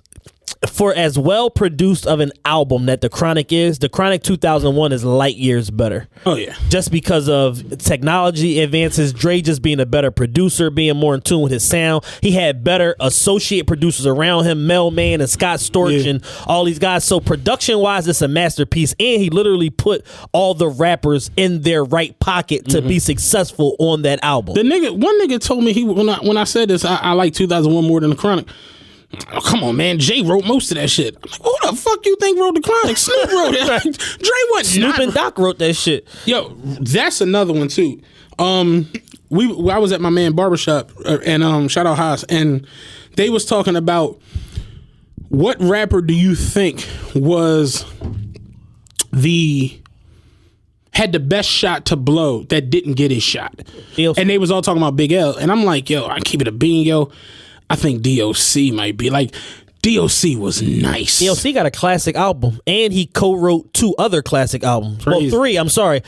Niggas for Life. He wrote Niggas. Yeah, that was an EP though. Yeah, Niggas for Life. His album, Chronic, and Doggy Style. He wrote half of Doggy Style. Yeah. Niggas don't even know. Like he's the one that taught Snoop how to be a artist. Snoop said he couldn't understand 16-bar cadences. He didn't know how to do this shit. And the Doc had to show him. Doc had to show him, take this, cut this 4 bars, move this to here, this the intro, and then this, and change this. Like, Doc is a mastermind with that shit. Like, if you listen to how the beginning of his Getting Funky starts, it starts how Snoop starts on Nothing But a G Thing. Like, the shit is crazy. Like, and I was telling him, history repeats itself. I'm like, the Big L was all that. You listen to Big L tracks, he's all that. But I'm like, I honestly think the DOC was, and my man Haas was like, why you like them West Coast niggas so much? And I'm like, it's not. I mean, I love West Coast, and that's what I was trying to say.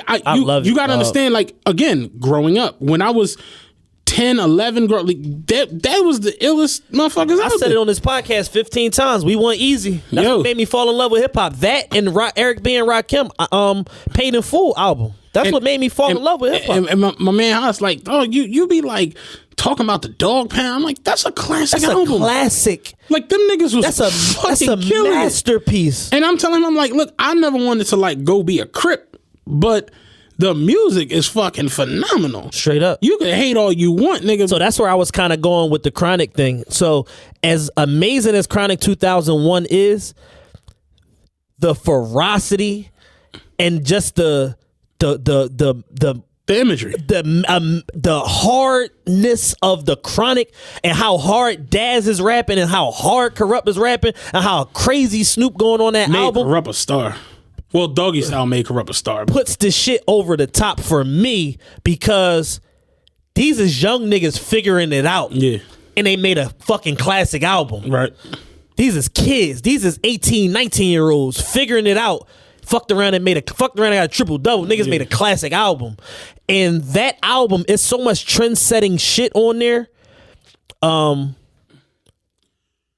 Ain't Shit is the predecessor to Ain't No Fun If the Homies Can't Have None. Right. It's practically the same song. It's a lot of moments on that album that lead to other moments in future elements of hip hop. And there's so much influence that comes from that I always go back to that album. But to me, out of all of those albums, Doggy Style is the only perfect one out of all of them. Like, flawless, top to bottom, to me. I think 2001 is flawless.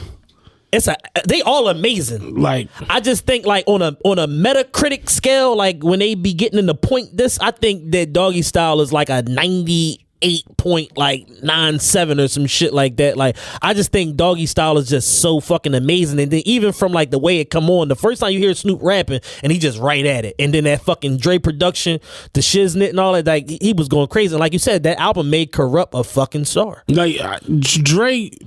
The Chronic and Doggy Style, I always look at them like one thing, like the A side and B side. Gotcha. That's how I look at those albums, and I respect them because it was Dre creating G-Funk. G-Funk wasn't a thing; It didn't exist. like the average nigga rapper wouldn't even know who George Clinton is. Like, he literally made that a thing. Yeah. You know what Warren say? G-Funk, a whole new era. Step to this, I dare you. Like, that shit really became a thing. So that's why I always look at it and just like, man, how, like, when you really sit back and listen to the Snoop Dogg, like, what's my name, that dun dun dun dun dun dun dun dun dog dun dun dun dun, that it's just like, Jesus Christ, like, and that I saw that going around too. Like, is Dre really that good of a producer? What? And I'm like, what? Are y'all the dumbest motherfuckers alive? And I like, niggas are still chasing Dre's drum patterns and shit from the NWA days. I'm not trying to be funny. Nothing but a G thing. Fuck with Dre. What was it? Dre fucking with Dre Day? What's my name on Snoop album? And then no one gives this beat any credit. California Love. Crazy. When that shit dropped, dun, dun, dun, dun, dun, dun, dun, dun, dun, it's just like, damn, Dre good. Yeah. This nigga's phenomenal. Because you can't help but bounce. And that's what Dre created. He created drum patterns that I don't give a fuck if you don't like us. You have to bang out to this shit. And that's how they all became superstars. It's like Snoop album. They said Snoop was he's the most anticipated albums ever. Up until 50, up until Get Rich or Die Trying. It's like that nigga sold almost 900,000 in 93. Nobody was doing that shit. You know, granted, he had the whole murder and shit going on, but it's just like the cover of fucking Rolling Stone, cover of Billboard, like every fucking where, and in the middle of a murder trial. Yeah. Crazy. Snoop straight was like, yo, I turn myself in after the MTV Awards. Like, what? Yeah, I gotta get this look. Yeah, I gotta get this look real quick. Shook said it'd be, good luck if I get on stage, give this award away. Meet me out back, dog. We ain't gonna do no perp walk. Yeah, I'll turn myself in. Come scoot me. That nigga was on the red carpet doing interviews with a warrant out for murder. Crazy. Death Row Chronicles was so good. I was telling my girl, I'd love to see them do a Rockefeller Chronicles and a Cash Money Chronicles. I think they're gonna do it. I'd like to see that. BET, please don't drop the ball, because if y'all didn't watch it, Death Row Chronicles was Death Row really Chronicles good. is the best piece of television BET ever produced. Yeah, excluding nothing. I'd say that too. It's an A+ across the board. They got every fucking episode right. Yeah. They found every goon who's still out there. Every motherfucker that's alive, they found him. I said, where did they get BG Knockout from? BG Knockout was on it. Where the fuck did they get Kevy D from? Yeah. Like, everybody that's alive, like, is on this fucking joint. Now, with that being said, USA is doing a Tupac versus Biggie story, and I hate it. I'm not watching it. I watched the first episode. They had Pac and Biggie battling in front of everybody. I swear to God. I told my girl, this didn't happen. This did not happen. Everybody want to rewrite history, man. They was in the crib, like the crib where they like filmed the Juicy video at. They was in there battle rapping in front of everybody. I'm like, what's happening? What's happening? What's going on here? And then they got Lorenz Tate brother to play Keefy D. And I'm just like, USA playing games, man. We got this much monies. We got this much monies, boss. What we gonna do? All we got, man. They now, I will say this though. Ain't no reshoots, ain't no retouches, none of that. I will say this: the bull who's playing Pac and the bull who playing Big, they do The boy who playing Pac looked just like it. Okay. He looked just like Pac. I didn't want to watch it because I told Kim Chanel the other day on Twitter. I said the boy that's playing Biggie looked like Piggy from the Hit 'Em Up video. The boy who's playing Biggie doesn't look like Biggie, but he's like gravy on he's gotcha. carrying the Biggie joint. Now, mystique. at the end of the first show, Biggie and Pac had a water gun fight in the yard, and I'm just like, I'm done. I'm just done. This didn't happen either. Got these niggas out here with super soakers. I'm just like, yeah, no, I'm cool.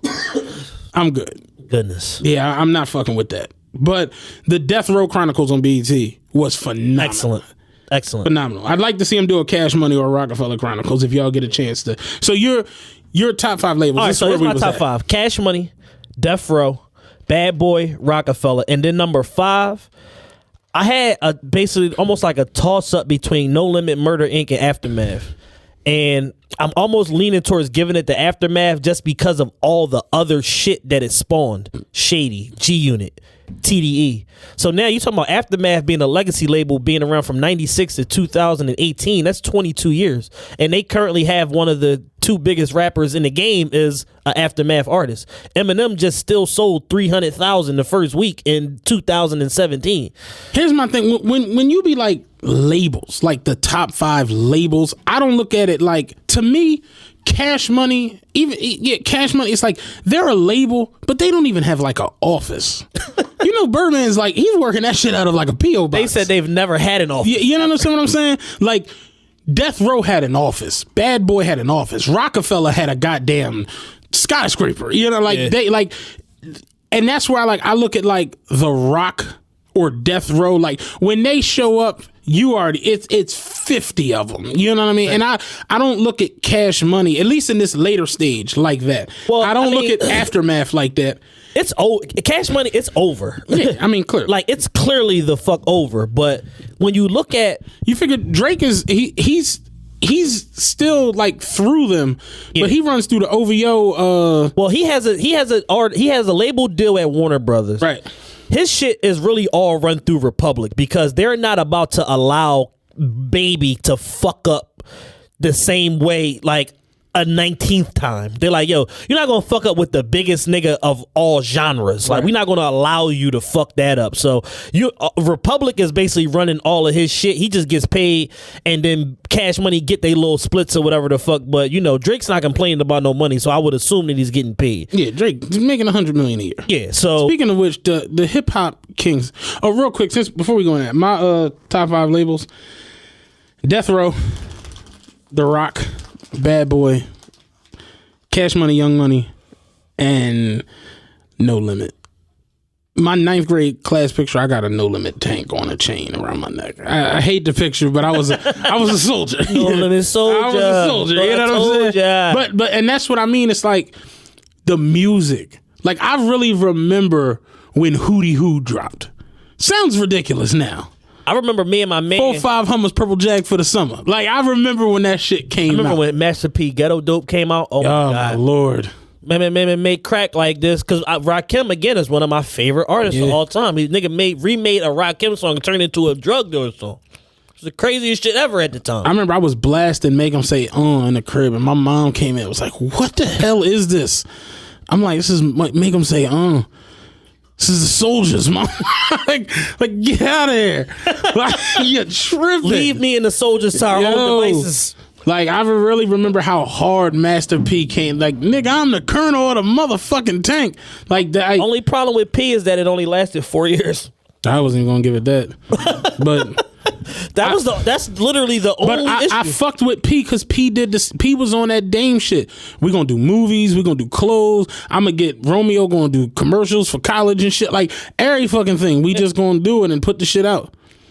Somebody argued with me the other day that No Limit was still relevant in 2018. I said, yo, what fucking artist did No Limit put out recently that went gold? Like anything. Anything. That went anything. Like, what are you talking about? Remember they had the fake Future 3 years ago? The nigga Mo Ray? Yeah, I remember that nigga. Niggas was like, what the fuck is this? P tripping. I fucked with P though, and I love P's business acumen and the fact that he done been through it all and seen it all. The nigga been through shootouts, motherfucking brother in fucking jail for life. Like everything that motherfucker can go through in a lifetime, P been there, and he's still standing tall, and he's still getting money fucking 20 something years later. P signed Snoop when Snoop was leaving the death row shit. Yeah.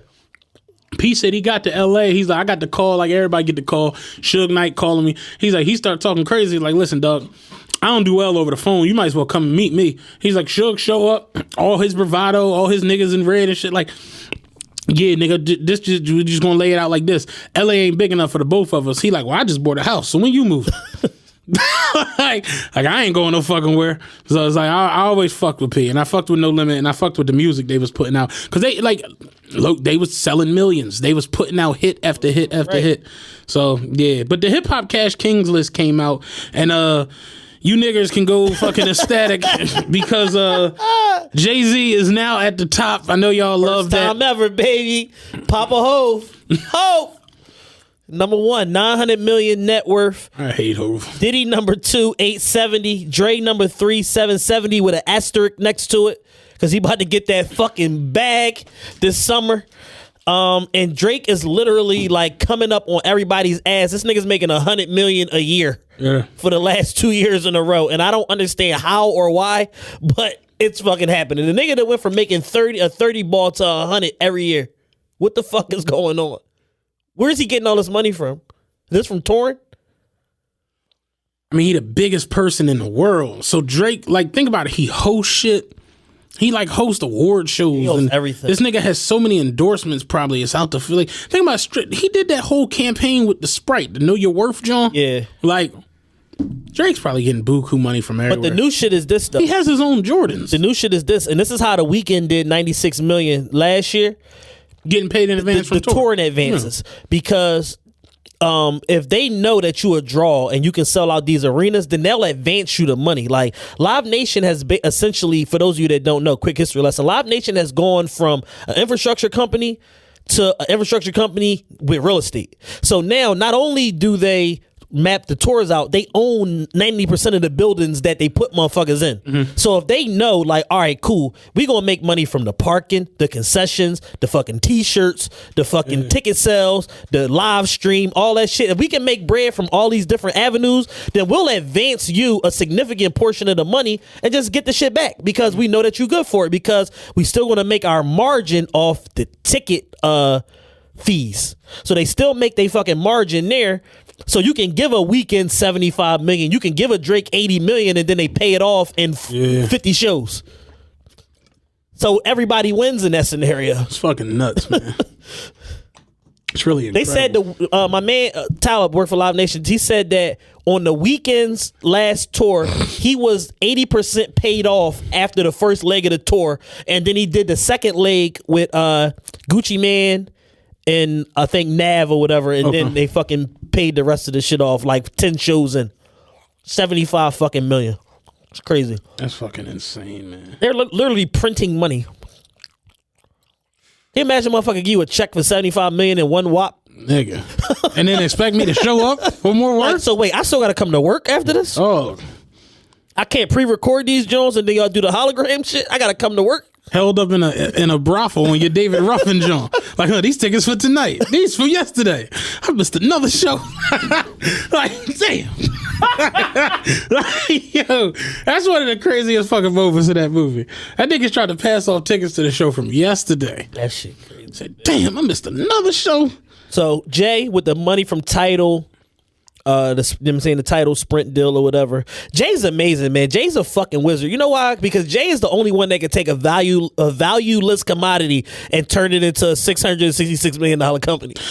Every industry insider said the company is worthless. I'm like, yeah, but it's Jay-Z's company, so it's automatically worth 500. It's crazy, man. It's like, no, 666, nigga. I know Jay probably sits around in his house with his friends and just probably be like, yeah, man, these stupid ass niggas, man. Like we did it again. they love me regardless of what I do. The nigga sold Rockaware. He bought it from Dame for 30. Gave Dame 10. Sold it for 207. Sold it for 207 cash. Like 3 weeks later. This shit's crazy. It's unbelievable at the shit Jay can pull off. I really just sit back sometimes myself, and I'm just like Rockaware. Nobody want no fucking Rockaware, but what about Jay-Z Rockaware? yeah. Why I need Tidal? I got Apple Music.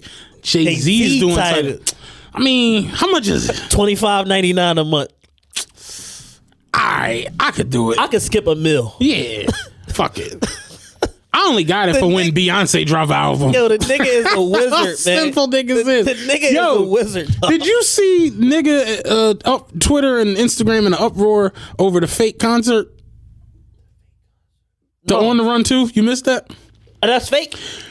They posted this shit on Twitter, On the Run 2, July something in Philadelphia. It was one show. And niggas went crazy. And I'm like, what the fuck would Jay-Z and Beyonce be doing one show in Philly for? Why? Not Houston, not Brooklyn.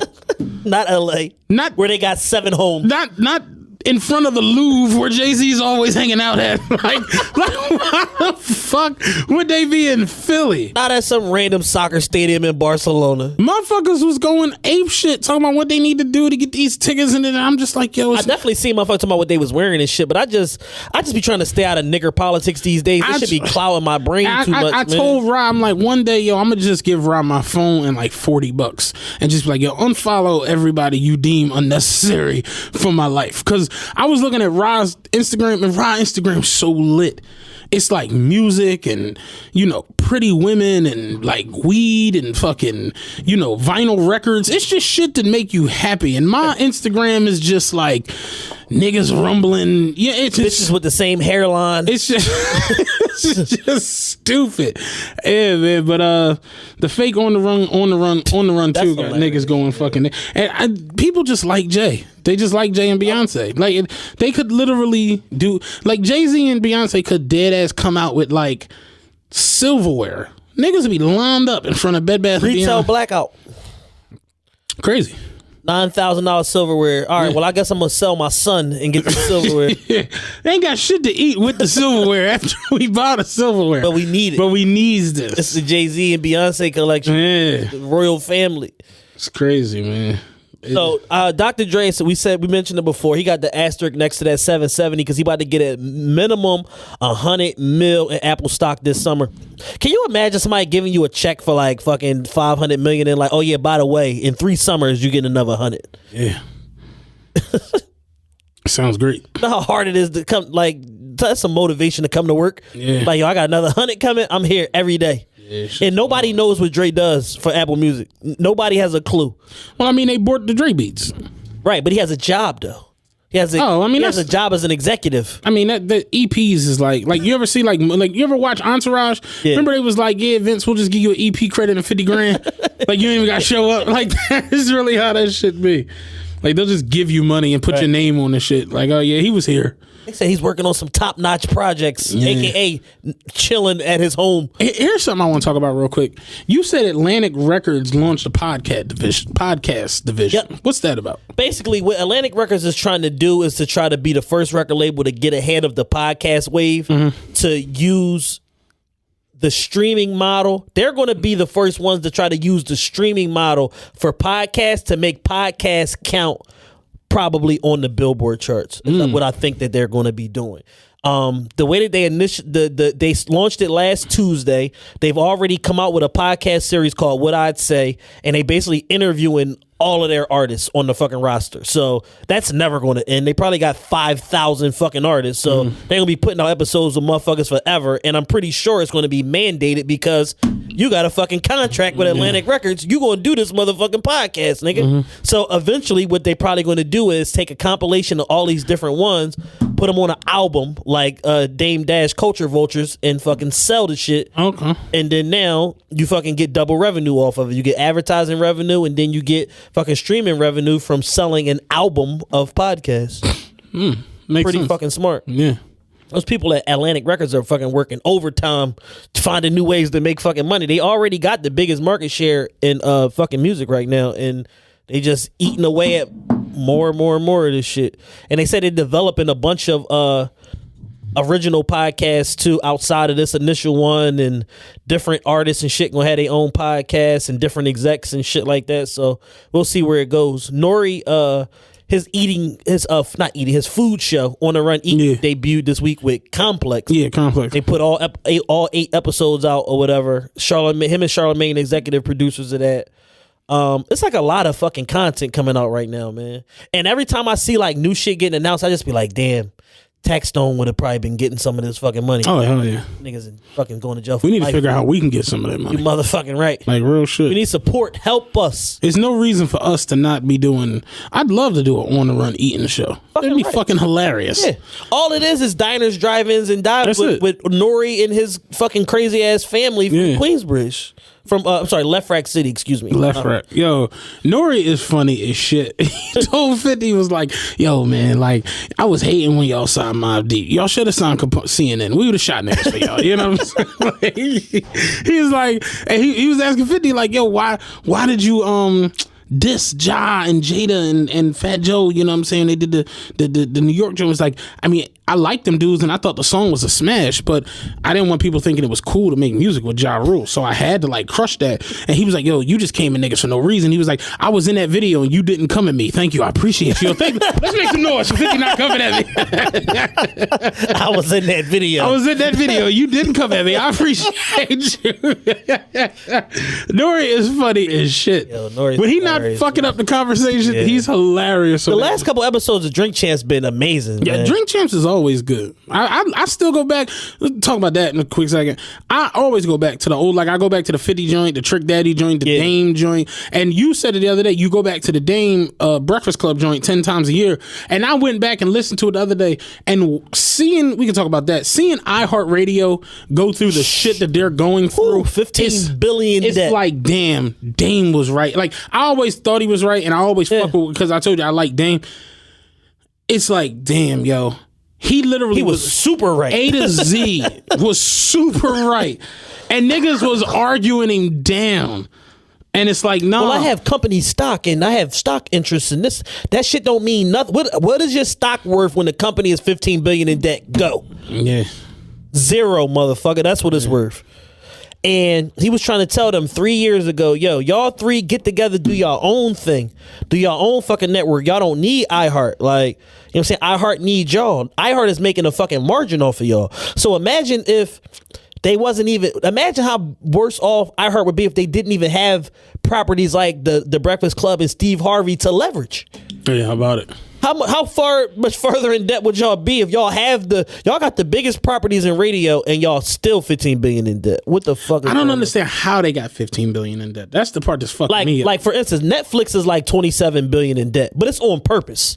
Like they have an organizational plan. We're gonna run fucking in debt for like 5 or 7 years. Yeah. We're gonna reorganize, boom, boom, boom, and then one day they're gonna be $1 trillion fucking company. But that's part of their plan. Mm-hmm. I don't think it's in iHeart's plan to be, in iHeartMedia's plan to be 15 billion in debt.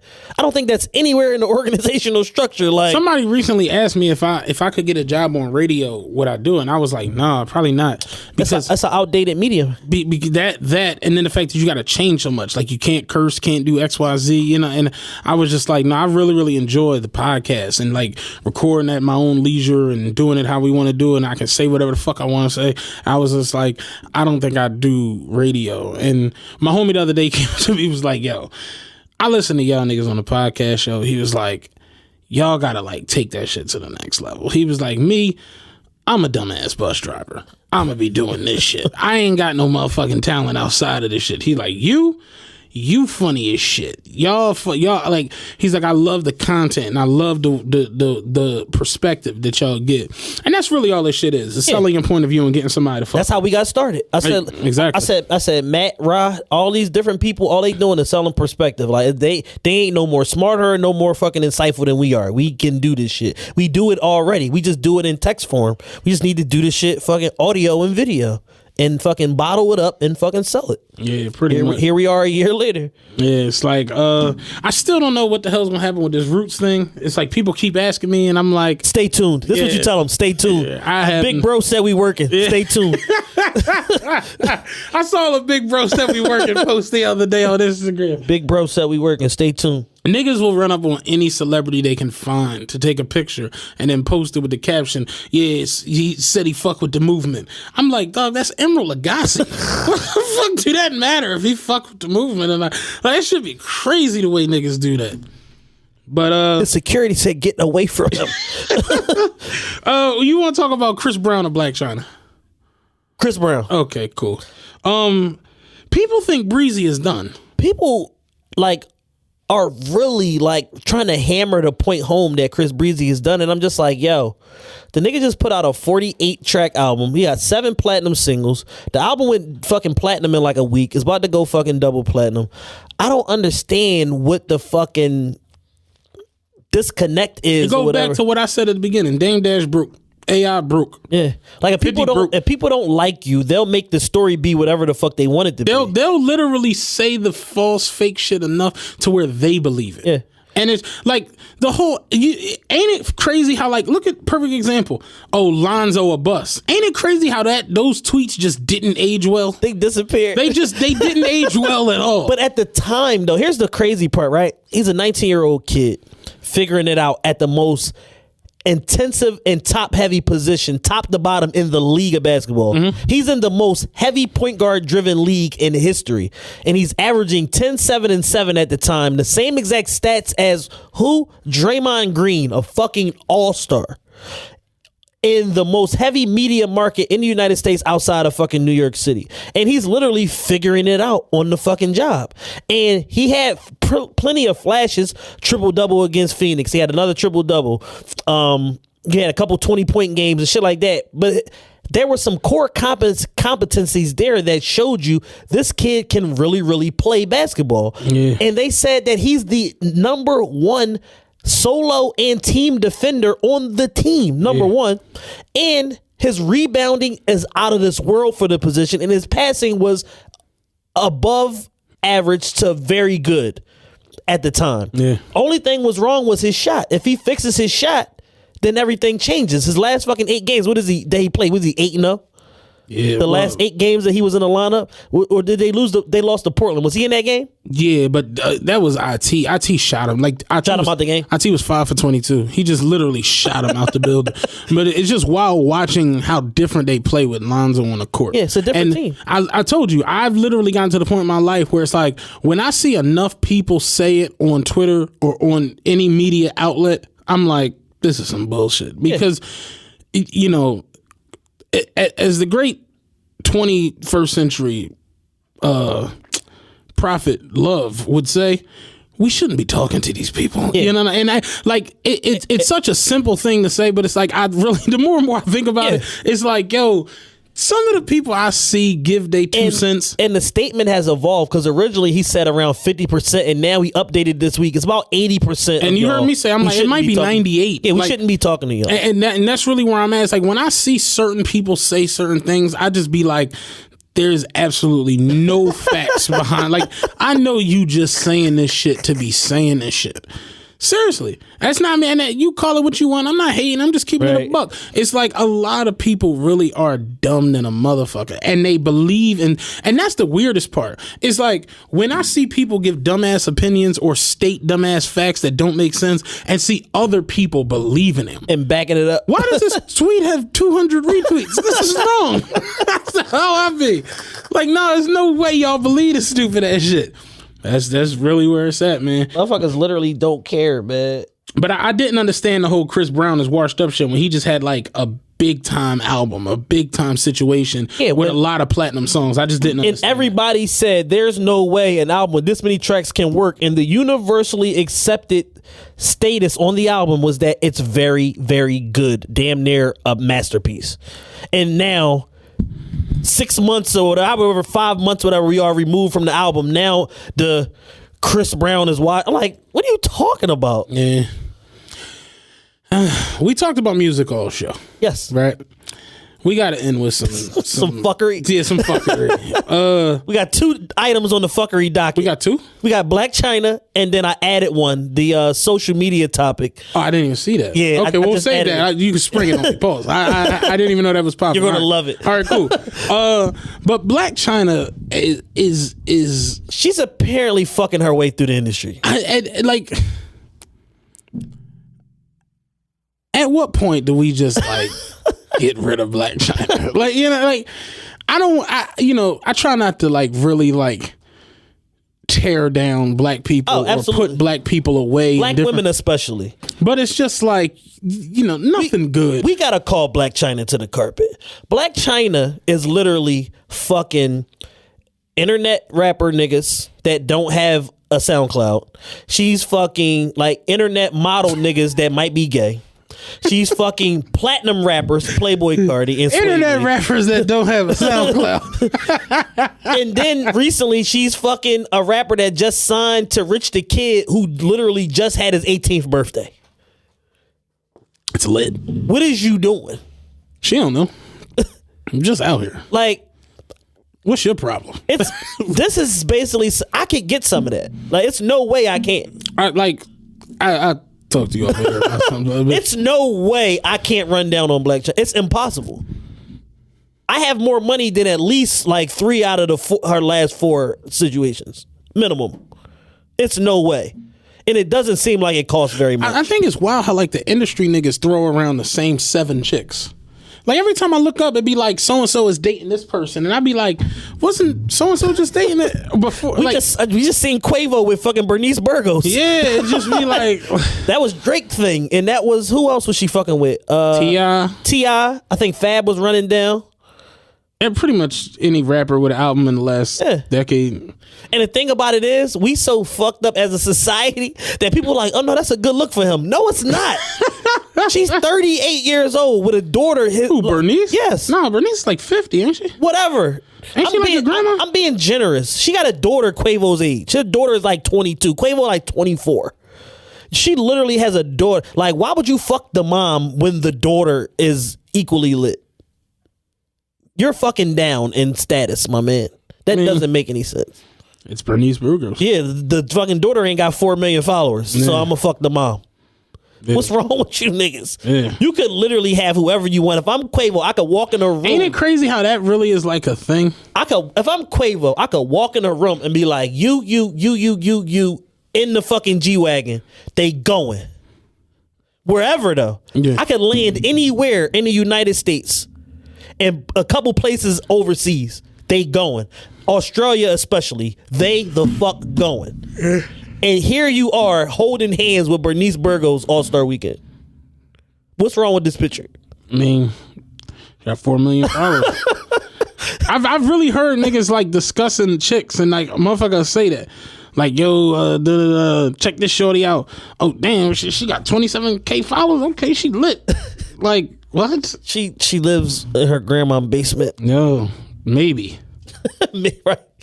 Her uncle share a room. Her situation might be that good. Her uncle got bunk beds in grandma's back room. It's crazy the shit we look up. And they're arguing over fucking rice and roni. It's crazy, yo. It's wild. Like, damn. Black China out here getting busy. You know what I'm saying? And I respect her for owning her sexuality, but there's a such thing as fucking down in status.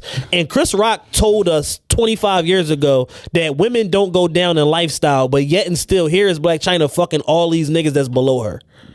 Yeah, excuse me. You got a rich baby father in Tyga, and you have a rich baby father in fucking Rob Kardashian. Why are you fucking niggas with 22,000 followers that just signed to Rich the Kid? Yeah. Why are you doing that? I mean, why are you fucking niggas who take sassy pictures on the internet?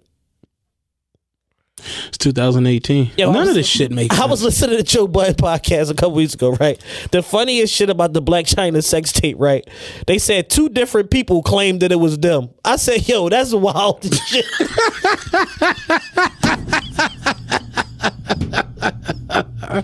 What? They said the one nigga, the robe nigga, I don't even know his name. You know the mean nigga with the robe nigga. They said that he claimed it was him and said he was so hurt that this leaked. And then Playboy Cardi came out and said, no, that's me. That's wild as shit.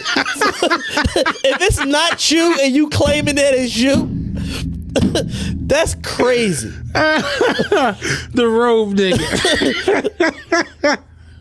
That's funny because he is the robe nigga. The robe nigga. We don't know his name. We probably never will. He's the robe nigga. The robe nigga. Oh, that's fucking hilarious. I didn't know that. I didn't even hear that. That's funny as shit. Like, can you imagine being a nigga in the sex tape and another nigga really like, no, that's me? Like, what?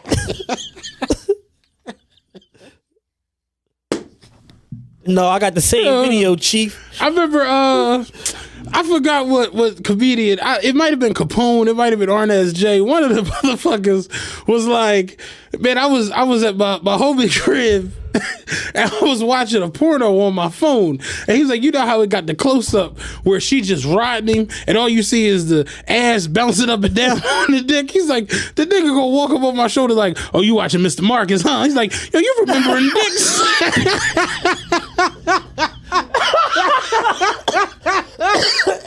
I think it was Capone that said that shit. I was fucking tired. Come on, man, you remembering dicks?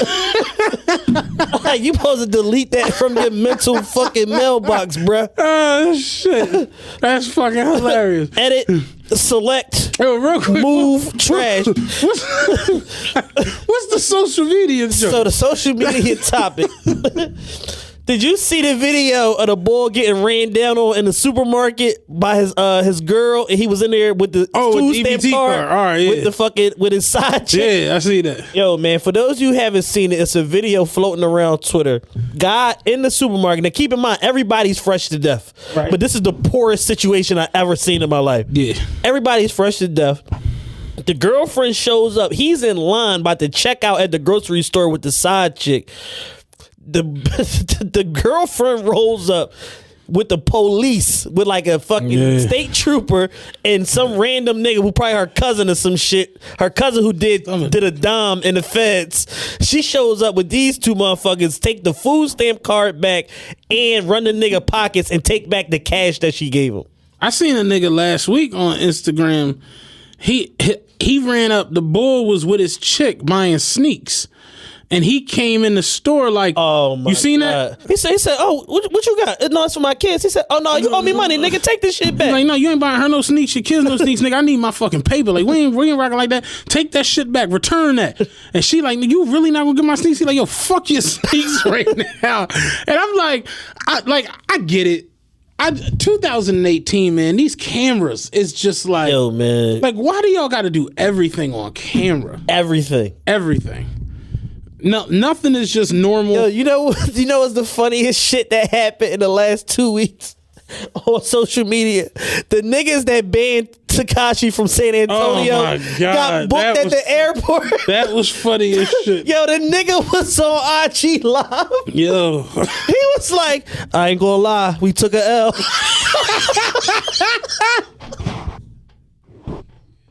I ain't gonna lie, we took an L. I think it was you that was tweeting like, it's always niggas in random ass places trying to ban you from coming there. Like, who the fuck is trying to come here? Like, it's always a nigga trying, like, from fucking Clifton Heights. Like, yeah, you can't come to Clifton. You can't come to Lansing, Michigan, bitch, nigga. Hey, real quick, since you mentioned Lansing, Michigan, my girl is flying to Michigan tomorrow, and she said they sent her an email like, make sure you take your own bottled water as there is still a water crisis in Michigan. It's been like 4 years. I'm like, yo, that shit's still going on. I was like, God damn, it's been years. This is in the United States of America. That shit's still going on, yo. We got a 4-year fucking water crisis, man. That's the craziest shit I ever heard. Ever. In America. And the fucking president is online every day dissing niggas on Twitter. And you got citizens of the United States that don't have clean water. Yeah.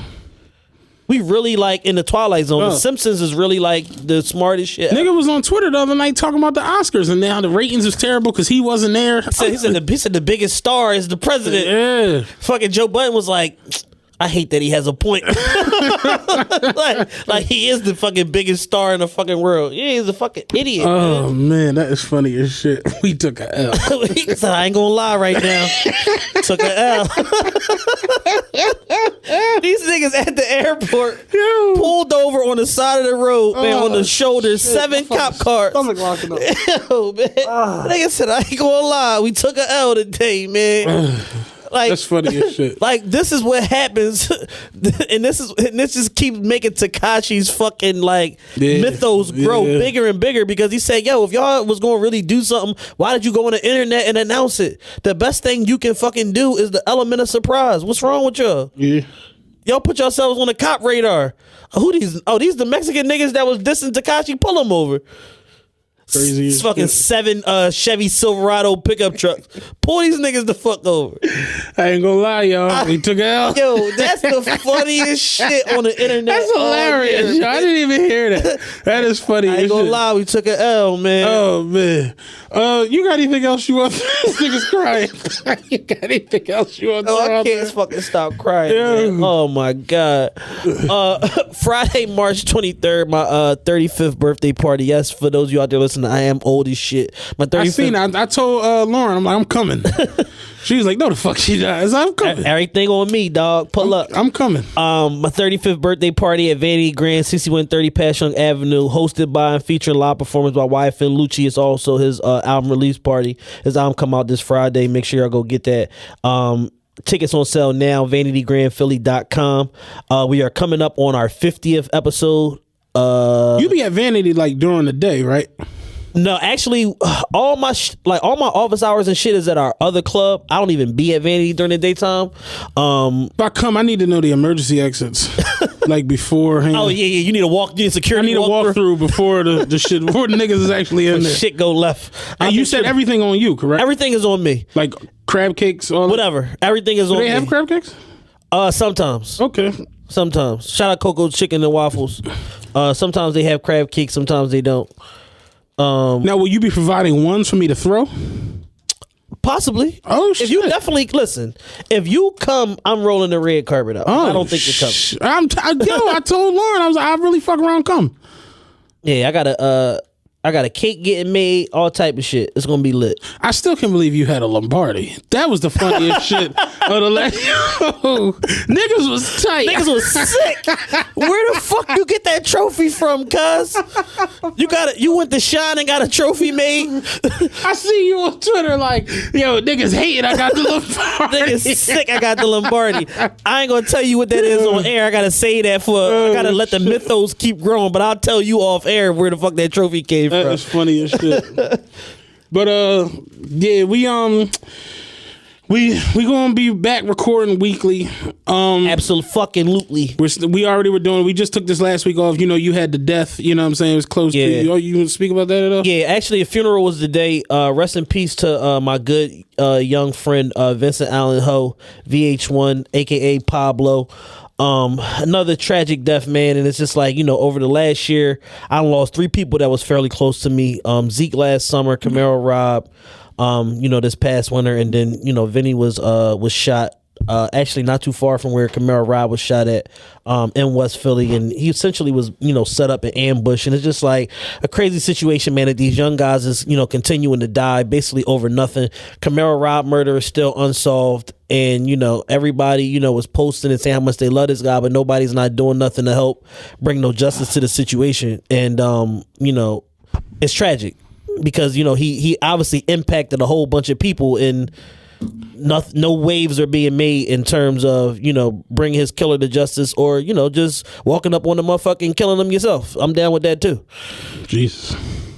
I mean, you know, sometimes you got to set a precedent that, you know, you can't kill certain people. And once upon a time, there used to be, that's the biggest problem going on out here. It's no rules no more. Oh no, the rules. I know that. It used to be fucking rules. No women, no children, and civilians. You can't. You know what I'm saying, you can't kill certain motherfuckers, man. I don't mean to be like you. Remember Hell Rell got beat up? Oh yeah, with his mom and his